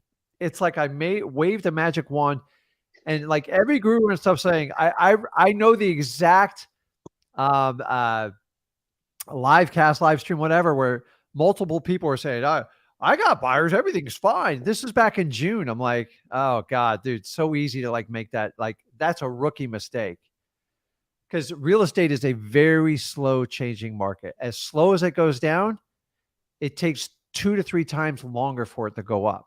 So guys, if this takes us 1.5 years, 2 years to get to the bottom, it's going to take twice as long to get back up.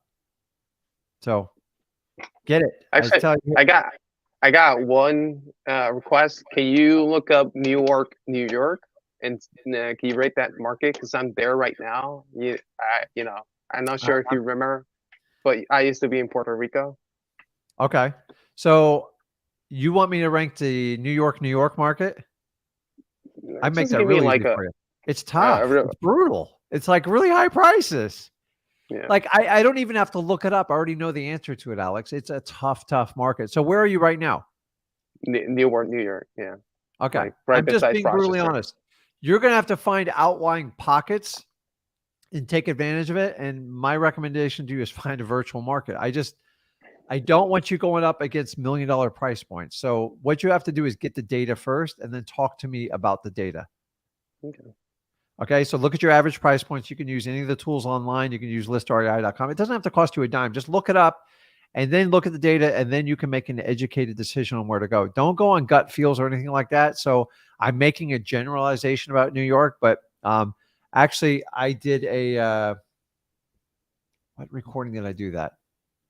I listed there is a look up Buffalo, New York. Look up I average used to, look all the way around.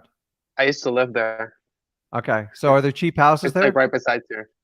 Where I used to live, yeah, it was There are still relatively cheap. pockets of it because somebody introduced Yeah. me to it. So I don't know much about it. Dig into it. Maybe I could be off on there, but I'm just telling you, look into it. And there's all that data is free online. Just look it up. If you want to work within New York, you're gonna have to go outside like the normal markets to find it. And then I would consider adding a virtual market. You kind of get the best of the both worlds. But remember, you're not far of a drive from virtual markets that aren't super, super far for you. Like if you had to get there, you could, but if you do virtual marketing, virtual wholesaling correct, you don't have to get in a car at all. So Yeah. I do them both. Make sure you get the data. Just don't take everybody's word for it. It's so easy to just like, oh, well, that's high price, this high priced. Zach's really good at saying, listen, tell me what you got. We'll break down the market. I know the generalization about New York and, but you got to make the decision, man. Like you don't want me doing it. I just kind of like when I do those videos, it's to give you hope and opportunity. Go, listen, you're not completely stuck doing deals in Manhattan where you got, $5-10 million apartments, challenging. And then plus it's a very established market, 100 years plus. It makes it quite interesting.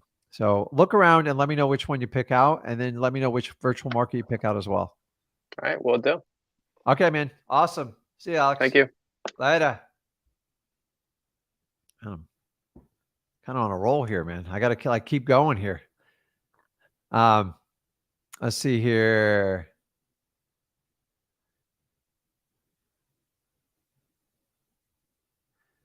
So Ironwood says, hey, Rick, I found a house that's landlocked for a very cheap.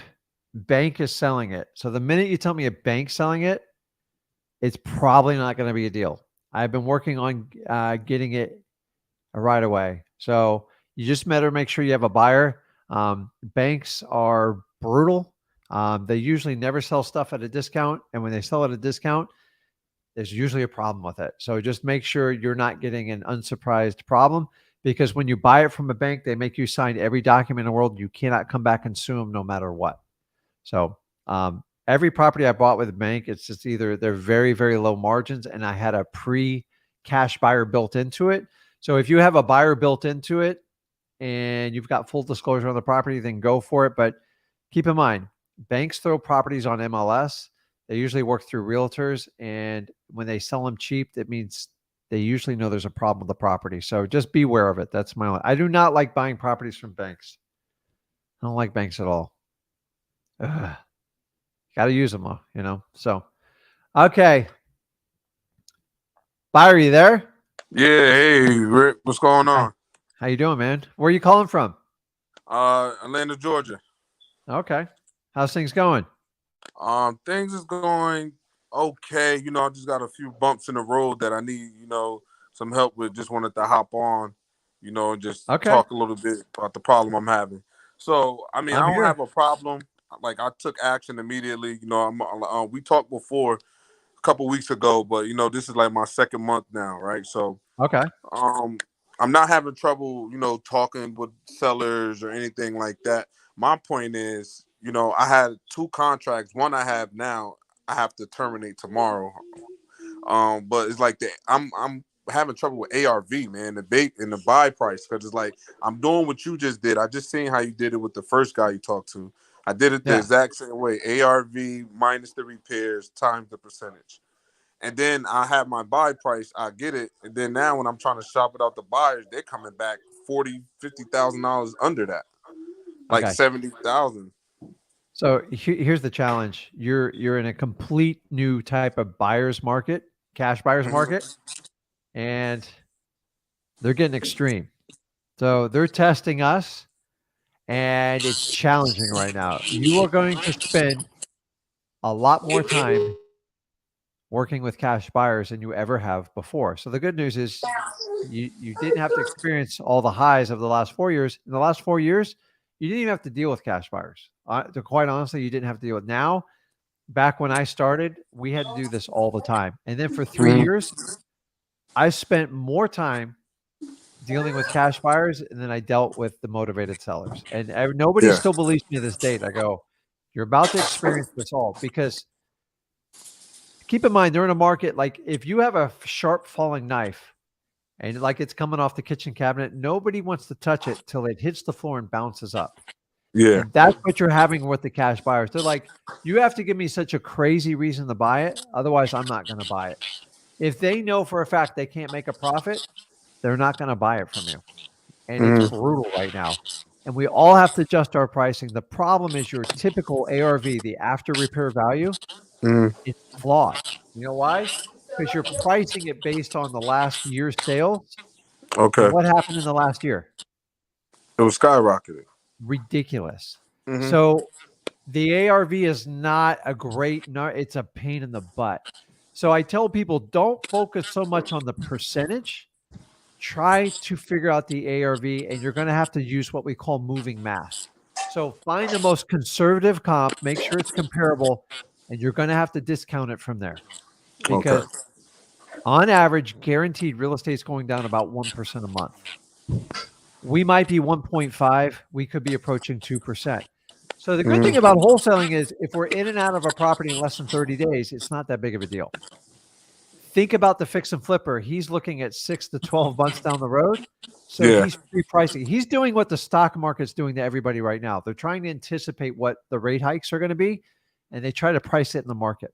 So the problem is, I'll be honest with you, cash buyers are being a little unrealistic right now, and it's a pain in the butt. Okay?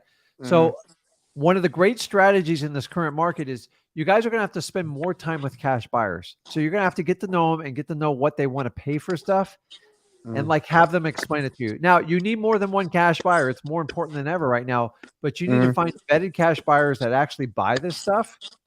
And then if you have a deal that you just can't make work, throw a Hail Mary and talk to these people. Go, listen, I got a 3-2 in this zip code.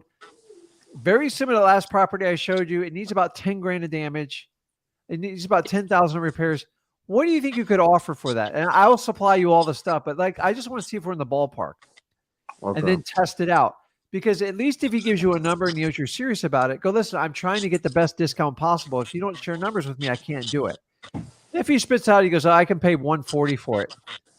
Now you can go back and kind of reverse engineer it. Like, so you're going to, like, a lot of this is going to happen for right now, 2022, because the ARV is not a solid number anymore. It's been rock solid for 4 years. The worst case scenario is even if you overpaid for a property, the appreciation helped people out. And now the opposite's happening. And that's the problem. So the only way that you can counteract this as a wholesaler is you have to buy from people with highly motivating factors. And guys, the motivation is going to get higher and higher every month.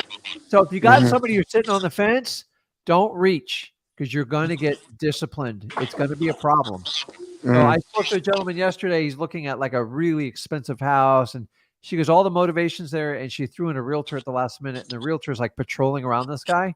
I said, just walk away. Wait till the realtor goes away, because he's just going to take your offer, find other cash buyers, and use you like I was on the live. I seen that one.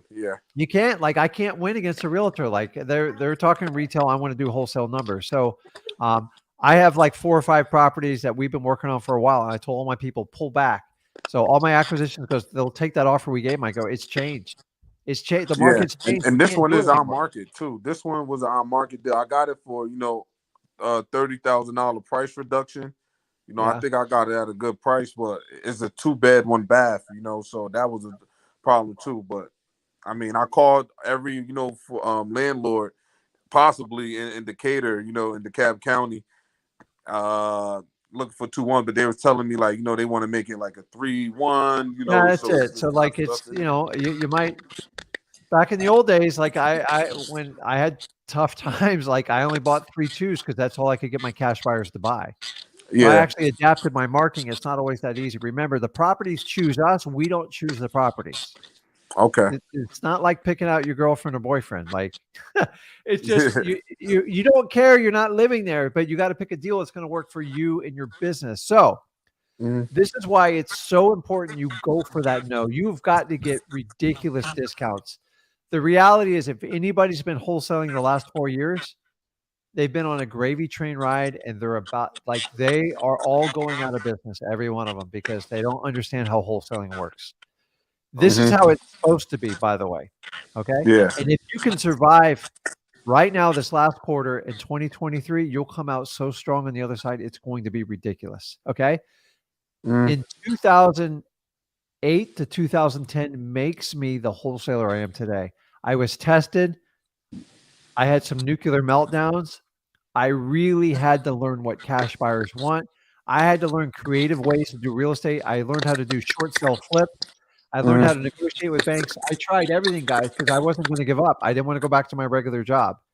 So you're just going to have to get more aggressive on the prices and understand when people bluff you, like, I'm firm on that price. Okay, great, awesome. Yeah. Let me know how it works out for you. You can't get stuck in that stuff. So you're going to have to artificially lower that ARV number on purpose because the properties are just not selling. So I would take it and I would do a 10 to 15% adjustment. And remember, you got to get it as low as possible. So if you have an ARV of like 200 and it needs 20 grand to bear, I'm offering 100, 120 on the property to see where it lies. And like, there's a number I'm just not even going slightly above. Okay. And then if you get one that's like the right motivating factor and stuff and you can't get them to work, start spending time with your cash buyers because in the end, they are our customers. And if you get to understand what they're going to pay and they know you're serious and you can put a deal together. Guys, it got so bad at one point. You ready for this? I would sign a contract with the seller and told them I'm not even firm on that price. I gave them a range.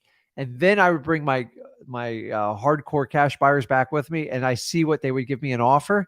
And then I would decide to either, adjust it down or what I had to do to it.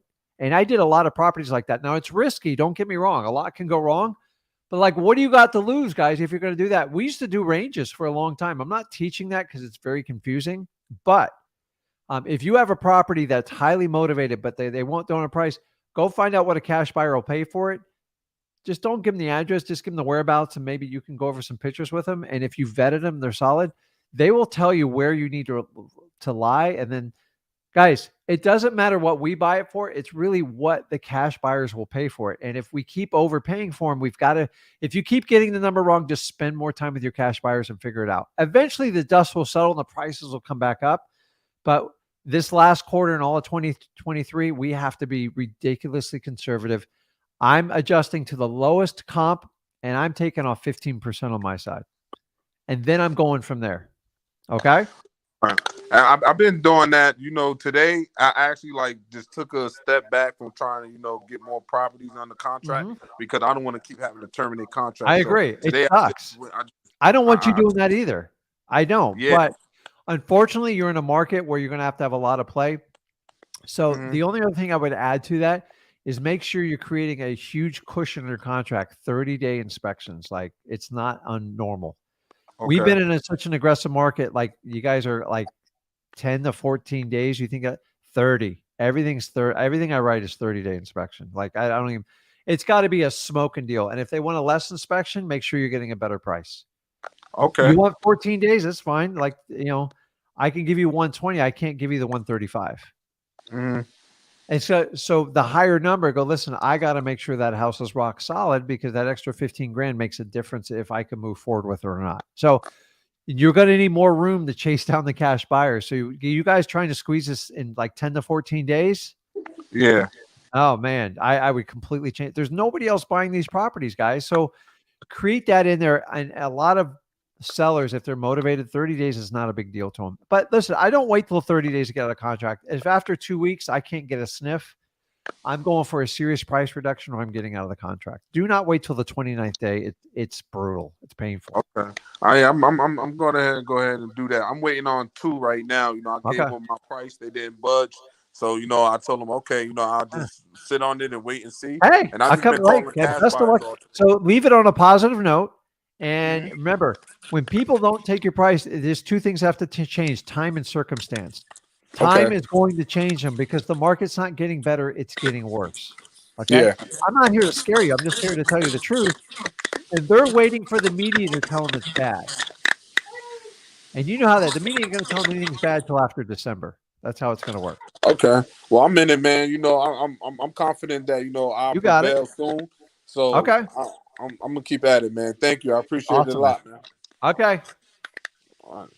See, he's working at it, man. And that's what you guys have to do. You have to change, man. The numbers have changed, and it's really, really oh God. You people that spam and put your name on it, unbelievable. Ha ha ha ha. So funny. You can tell who's a VA on here spamming. It's so funny. Let's see here.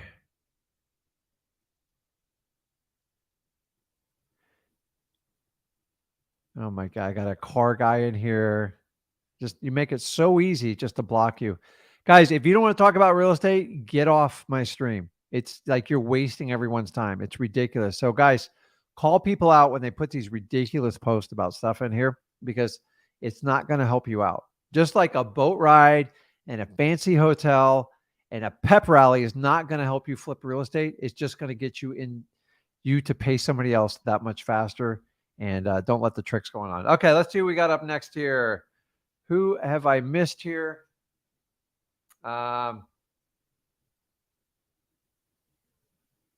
Robert, you there? Yep. What's going on, man? I was literally about to DM you right now. What's that?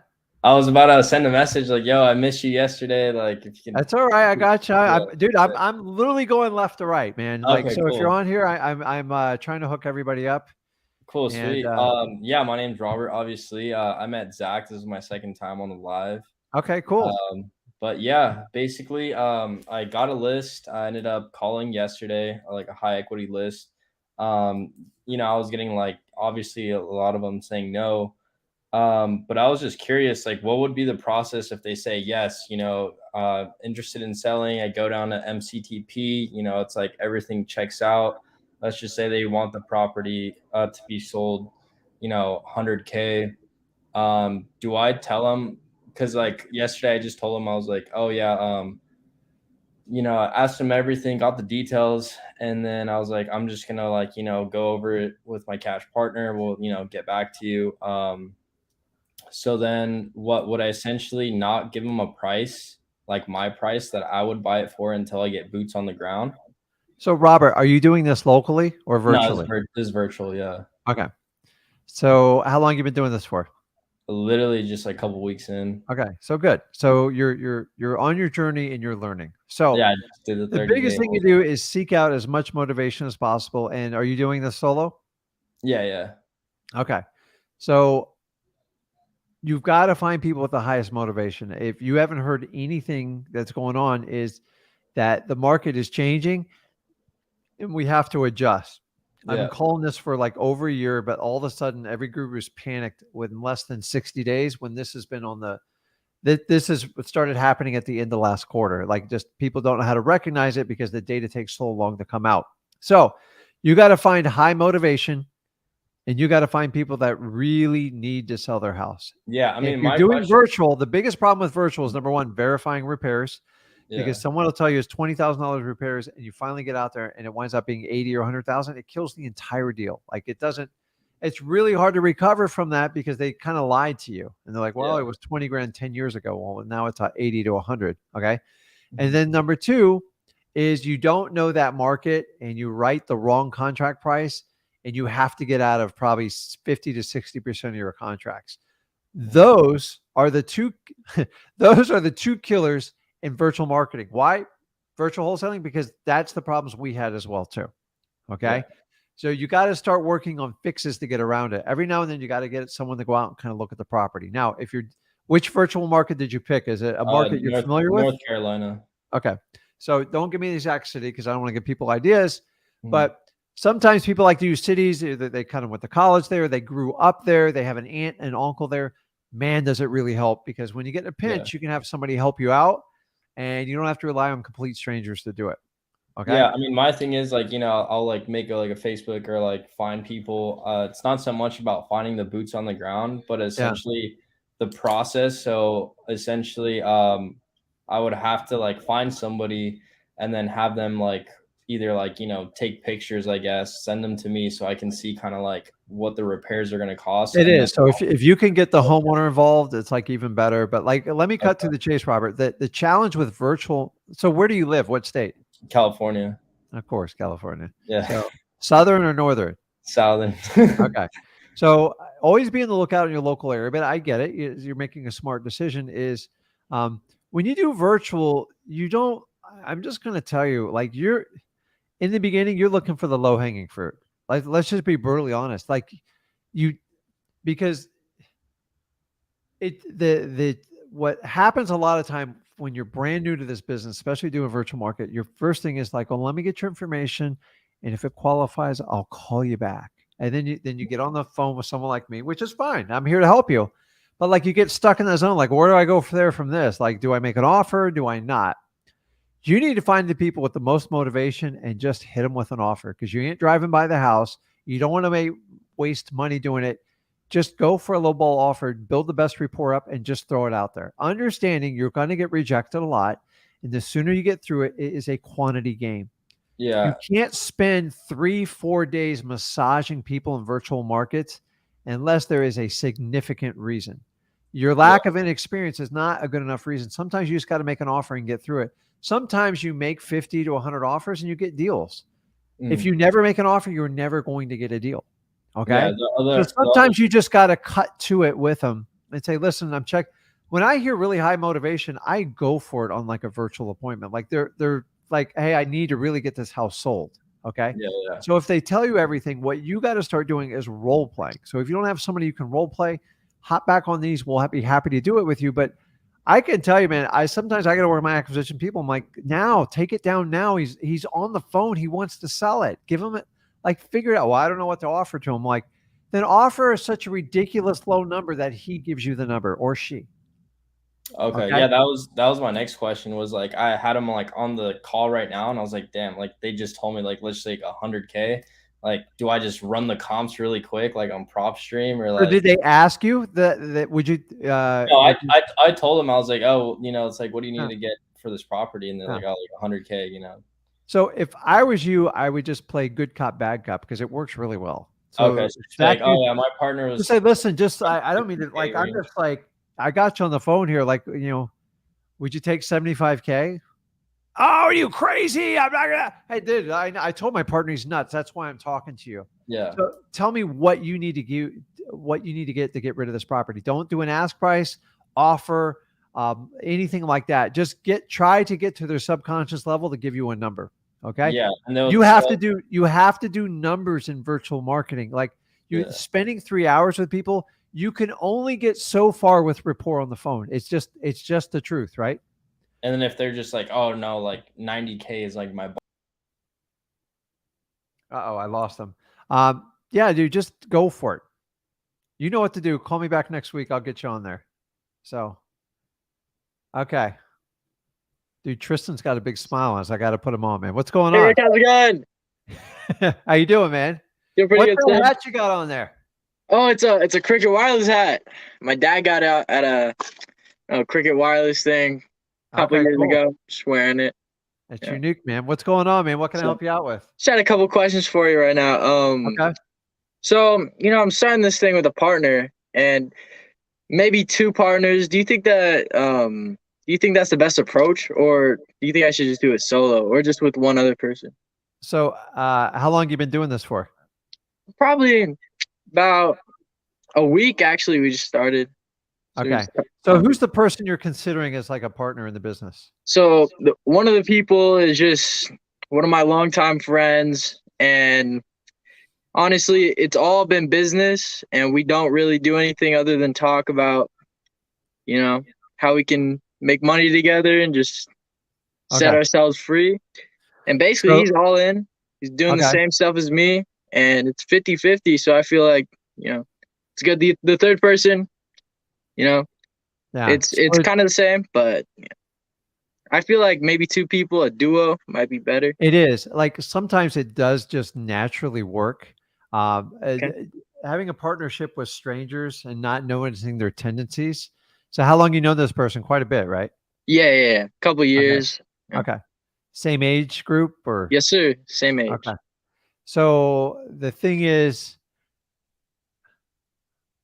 if you trust this so let me ask you, with partners, a lot of times, sometimes opposing skill sets helps out a lot.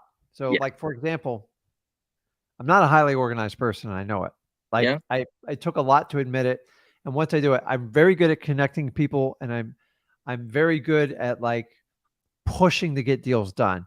But at the end of the day, I already show you my office. So I have a studio and an office. There's so much paperwork in my office. Like so my wife helps me out with a lot of stuff. I have a transaction coordinator, and then I have an assistant, and I get yelled at a lot because it's just like I leave train wrecks. But I stopped obsessing. I tried to take all these classes and stuff, and I'm terrible at it. So, so if you look for complementing opposing views. Now, when I brought Zach in my business, a lot of go, oh, his dad taught him all. I go, no, dude. I have high demands as a partner. It's brutal. Okay. Yeah. And the fact that we're family helps, and it hurts, because if you ever work with family, Zach, I remember he goes, hey, listen, I want to work with you. I'm like, okay, well, you can work in each department. We'll figure out what your strong suit is. One of Zach's strongest suits was connecting with people and cold calling. And the fact that he was willing to do something that I hate, and I could find so much more new business, made it a no-brainer for me. And still to this day, he runs those entire departments, and he's incredible at it. He's also good at technology, and he understands how to connect with people. So he got that kind of natural gift, but he did the work for it. So he brought such a strong element to my business. Yeah. And I knew Zach was probably going to, like, in the beginning, he didn't double my business, but as years went along, like right now, I couldn't imagine my business without him. Okay. I could never. So he's a partner, and that's it. A partner has to be someone, like, if they left your life tomorrow in your wholesaling business, it would kill you. And if that's it, then take them on and embrace it. Just keep it professional. For sure. So in the beginning, what I would do is I would take this year, and I would just partner up on deals and make sure, like, go on your honeymoon and see if it works out. And see if you're not going to kill each other, and do it from that. And then honestly, you guys, a lot of people goes, well, I'm a focus on acquisitions, disposition. No, you guys got to be out there finding motivated sellers and fill the pipeline. You need to look at it as like, he's going to double my business, and he's going to double my business. And that's why I want to do it. Once you have about 6 months established, and you can do this sometime in 2023, if you want to do it, just go out and set up a simple LLC, and there's an operating agreement. Okay. Sounds good. You can get a lawyer or not. It's pretty self-explanatory. The only thing you have to put on there is what your exit plan is if the poo-poo hits the fan. Okay. Because you're going to have a checking account together. You're going to have probably a credit card, and you just got to know, like, if one stops working, what is the plan? Because it happens, dude. People get married, all sorts of. I've had 3 partners before this. Yeah. Okay. Unfortunately, we started out, we loved each other, and then one just decided they were not going to do any work. One was a wild child.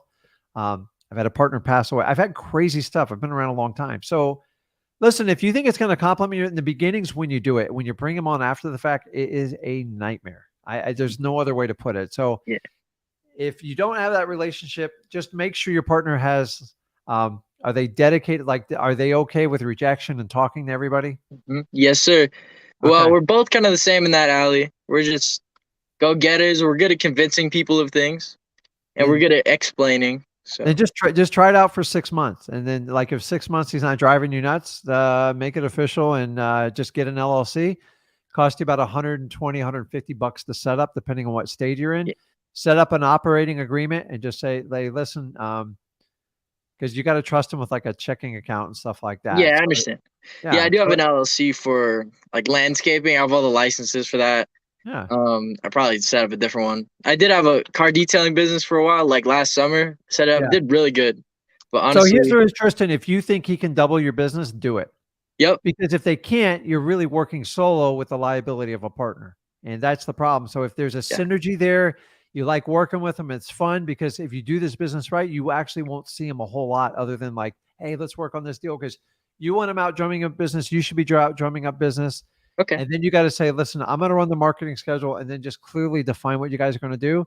Because it really, the first year of wholesaling is a lot of fun, in my opinion. Like, you just kind of run around and do deals like your head cut off. Yeah. And like, you can't, like, I remember when I first did it was like a lot of fun. And I watched when Zach did it. He had a lot of fun when we do it. And, but I got to tell you, like, family, sometimes I'll be brutally honest, it's some of the toughest business partnerships. Because if you ever dealt with family, you don't choose your family. They're just given to you. Like, that's what you get, and you can't change it. Your business partner, a whole different story. So as you mature in wholesaling and then you start collecting properties, which you will, then you have to make decisions on like how you do that. So me and Zach have a plan. We have a whole company, separate company, where we just buy properties after we buy them, and we pay ourselves a wholesaling fee. And then we put the company, and Zach takes some, I take some, and some of them I'm like, I'm not owning this without you, because like you just have more energy in me. Like, so I never meet with the tenants. Zach helps me out. And now we're dealing with property managers, which is its own thing. So dude, I think they passed this up. So just do 6 months and hold hands, work on deals together, get paid. And then if it survive it, then go forward, and then find the stuff that you're strongest at, find the stuff he's strong at, and divide and conquer. Because although you're all going to do marketing and sales activity in the beginning, you just want to find out in the long run, like, who's the badass that's going to fire people. Like, I don't fire, like Zach's the guy who fires everybody. Like, he's just like, I'm like the feel good guy, but like, I'm the yes guy to everything. And I just like to have fun. And every now and then we got like, you got to fire people, man. Like, they don't do what they say, and like, welcome to life. And that's what you need to do. So the problem is when you pick a business partner at like a RIA meeting, oh, that's going to be a good idea. It's usually not. It's usually a terrible idea. So if you have a history with them, go for it, man. Like, just get going and make sure they double each other business, and you guys push each other and motivate. Sounds good. That's great. And I just had 2 more questions for you. And let's see. What strategies should I use to get the most out of PropStream? Because I've been looking at it. I got PropStream, but honestly, let me ask you this. How many leads do you get a month with your subscription to PropStream at listREI.com? How many? Well, since I've been doing it for the past week or 2, I've got probably 5 leads, honestly. True leads. You know what they allot you for leads? Like, how many you could get with your paid subscription? How many you can take out of their system? Honestly, I don't know. Okay, so let me tell you, do yourself a favor. This is part of having a partner. This part kind of sucks. You got to go through tutorials on everything. Okay. Do you know I had to sit down with an employee today and give him a tutorial on like how to operate a Mac, because he never operated a Mac before. Same thing with PropStream. Same thing with Batch. There's so much going on with it. You wouldn't even have an idea. And the problem is, like, I appreciate where it is, because the way I had to do a majority of my wholesaling career was a nightmare. List source, we'd spend $700 for one list in a month. It was horrid, but I kind of had a competitive advantage because it was so expensive to pull. PropStream, you get 10,000 leads a month. Okay. Guys, it's $99. Do the math. What it costs you per lead, it's ridiculous. What's that, like a penny a lead? Okay. Make sure you maximize all 10,000 leads every month. That's what you're paying for. You get a built-in CRM. It helps you evaluate properties. It's like having an employee without paying $3,000 a month to have this person sitting at a desk. So if you're going to use it, I like Batch too. I use them both. But if I'm on a cost basis, like, we're the only ones that tell you can use either or. I'm not married by other company. And if one company tells me I can use theirs, then they can both go bye-bye. I don't care. Okay. I use them both, and I pay for both my subscriptions. Now, I do it on a bigger scale. I do a crap load of market. So if I have one market, you're starting out 10,000 leads, $99, do your math, utilize them. Make sure you're pulling 10,000 leads, and you and your partner out there chasing everyone humanly down that you possibly can. That is the real value of listrei.com. It is the real value. Or you can use ZachData.com. It's a little more expensive. It's got some more bells and whistles in it, but it combines some of the skip tracing. So you have to look at it in totality. Yeah. So what I would do is I would get a subscription to both. You get the user version, get 7, and find out which one's going to work the best for you. Okay. Sounds good. And here's what happens. You know how people wind up picking them? It's whichever one they pick first. You just stick to it because you're familiar with it and you're comfortable with it. But 10,000 leads. If I had to buy 10,000 leads from ListSource or Melissa Day and all that stuff, you will go broke. And for that reason alone, there's no obligation. Do you know ListSource? I used to have to sign like a 2 and 3 year agreement with CoreLogic when we started doing this. And ready for this? It was 20 cents a lead. Wow, that's a lot. We thought 15 was amazing. 10, I couldn't believe it. Dude, you're down to less than a penny. So it's like utilize. So to me, I always get a deal from PropStream. That's why I use it. I like Batch. I love them for their skip tracing service, ZachData.com. So as you get more advanced, you might wind up switching service. A little bit painful when you do it because you're so used to doing it a certain way. But use what you have. And guys, I'm just telling you, a lot of people go, well, that's expensive. I go, dude, it's so dirt cheap because you don't know how it was done in the old days. And go hire an employee. Even a good VA's $6 to $8 an hour, and you're going to have to still provide them the software on top of it. So you guys are going to do a lot of the heavy lifting yourself in the beginning. The value of PropStream, if I can't drive this to you, listrei.com, 10,000 leads. You better use them every month. And if you're on day 29, pull the leads anyways, get them out and keep going. You get vacant lists, you get high equity. It's endless. You get the lien report. You can get pre-foreclosures. You can get anything out of it. And why do I recommend these bigger companies? Because all they do is data. They are reputable. You know, you're not going to get your credit card ripped off. And if you have a customer service issue, you can pick up the phone and they'll handle it. And the owners and the executives come on here with me and Zach, and they give tutorials all the time with it. Dude, they're a class act company. I do not recommend companies that I think are scams or like, I don't let investors create their own software so they can sell it on their own because they're not good at it. They have VAs running it behind the scenes. Guys, you don't want VAs running it. You want like dedicated employees. So did I convince you on that? Like it's a no-brainer on that one, dude. I wouldn't even try running my business because go out and get 10,000 leads on your own. It's brutal. You're right. And yeah, I do have one last question for you. Okay. And so I'm in Denver, Colorado. And I was just wondering if that was like a good market for driving for dollars, or do you think I should go virtual? You got it. Just like I told the other guy, you got to do the data. So stop like getting your opinion, get the data and get with your partner and you guys make an educated decision. Look at the average price points of these properties. Look at outlying markets. Are there some virtual markets that I call are like 100 miles outside your area? So if you got a really good deal, somebody could hop in a car and get it done.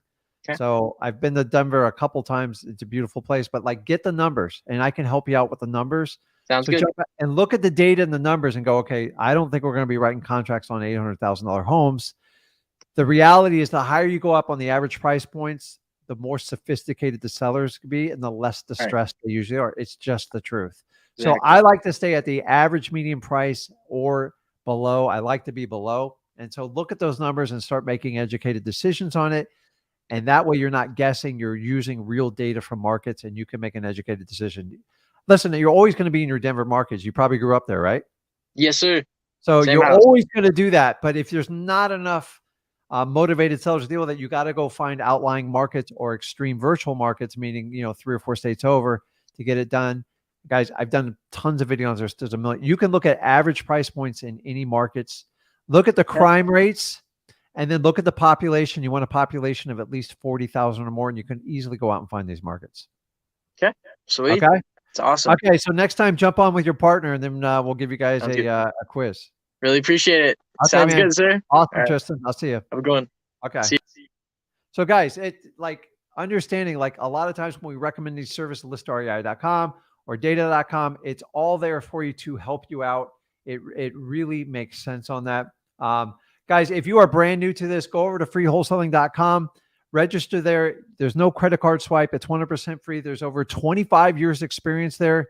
If you want to learn how to get started in wholesaling, just get going. I'm telling you, you are in prime conditions. There's no timing in this market, but I want to get everybody up to speed, give you a few months to get rolling. And then 2023 is going to be the year you can change your life. Heck, you can do it right now. It's completely up to you. Guys, Zach will be on tomorrow, 5 p.m. Eastern time. We kind of swapped up spots. We had a scheduling conflict. So if you guys want to connect with Zach, he'll be on tomorrow, 5 p.m. Eastern. Make sure you guys visit me on YouTube, Rick Ginn. I roll out exclusive videos, and I talk all about real estate, and I kind of make it a lot more personal. My son has a channel too, Zach Ginn. Check it out. The idea is so you guys can go to different platforms to find the content that you need. So if you register more with me because you like us old guys and we got a lot of wisdom and we love to fish and we love family, or you can go to Zach. He absolutely loves his family. He has my core values, but he's a lot cooler than me. So, pick your poison when you do that, or go over to Flip with Rick. You can subscribe there. And that's where me and Zach collaborate on these guys.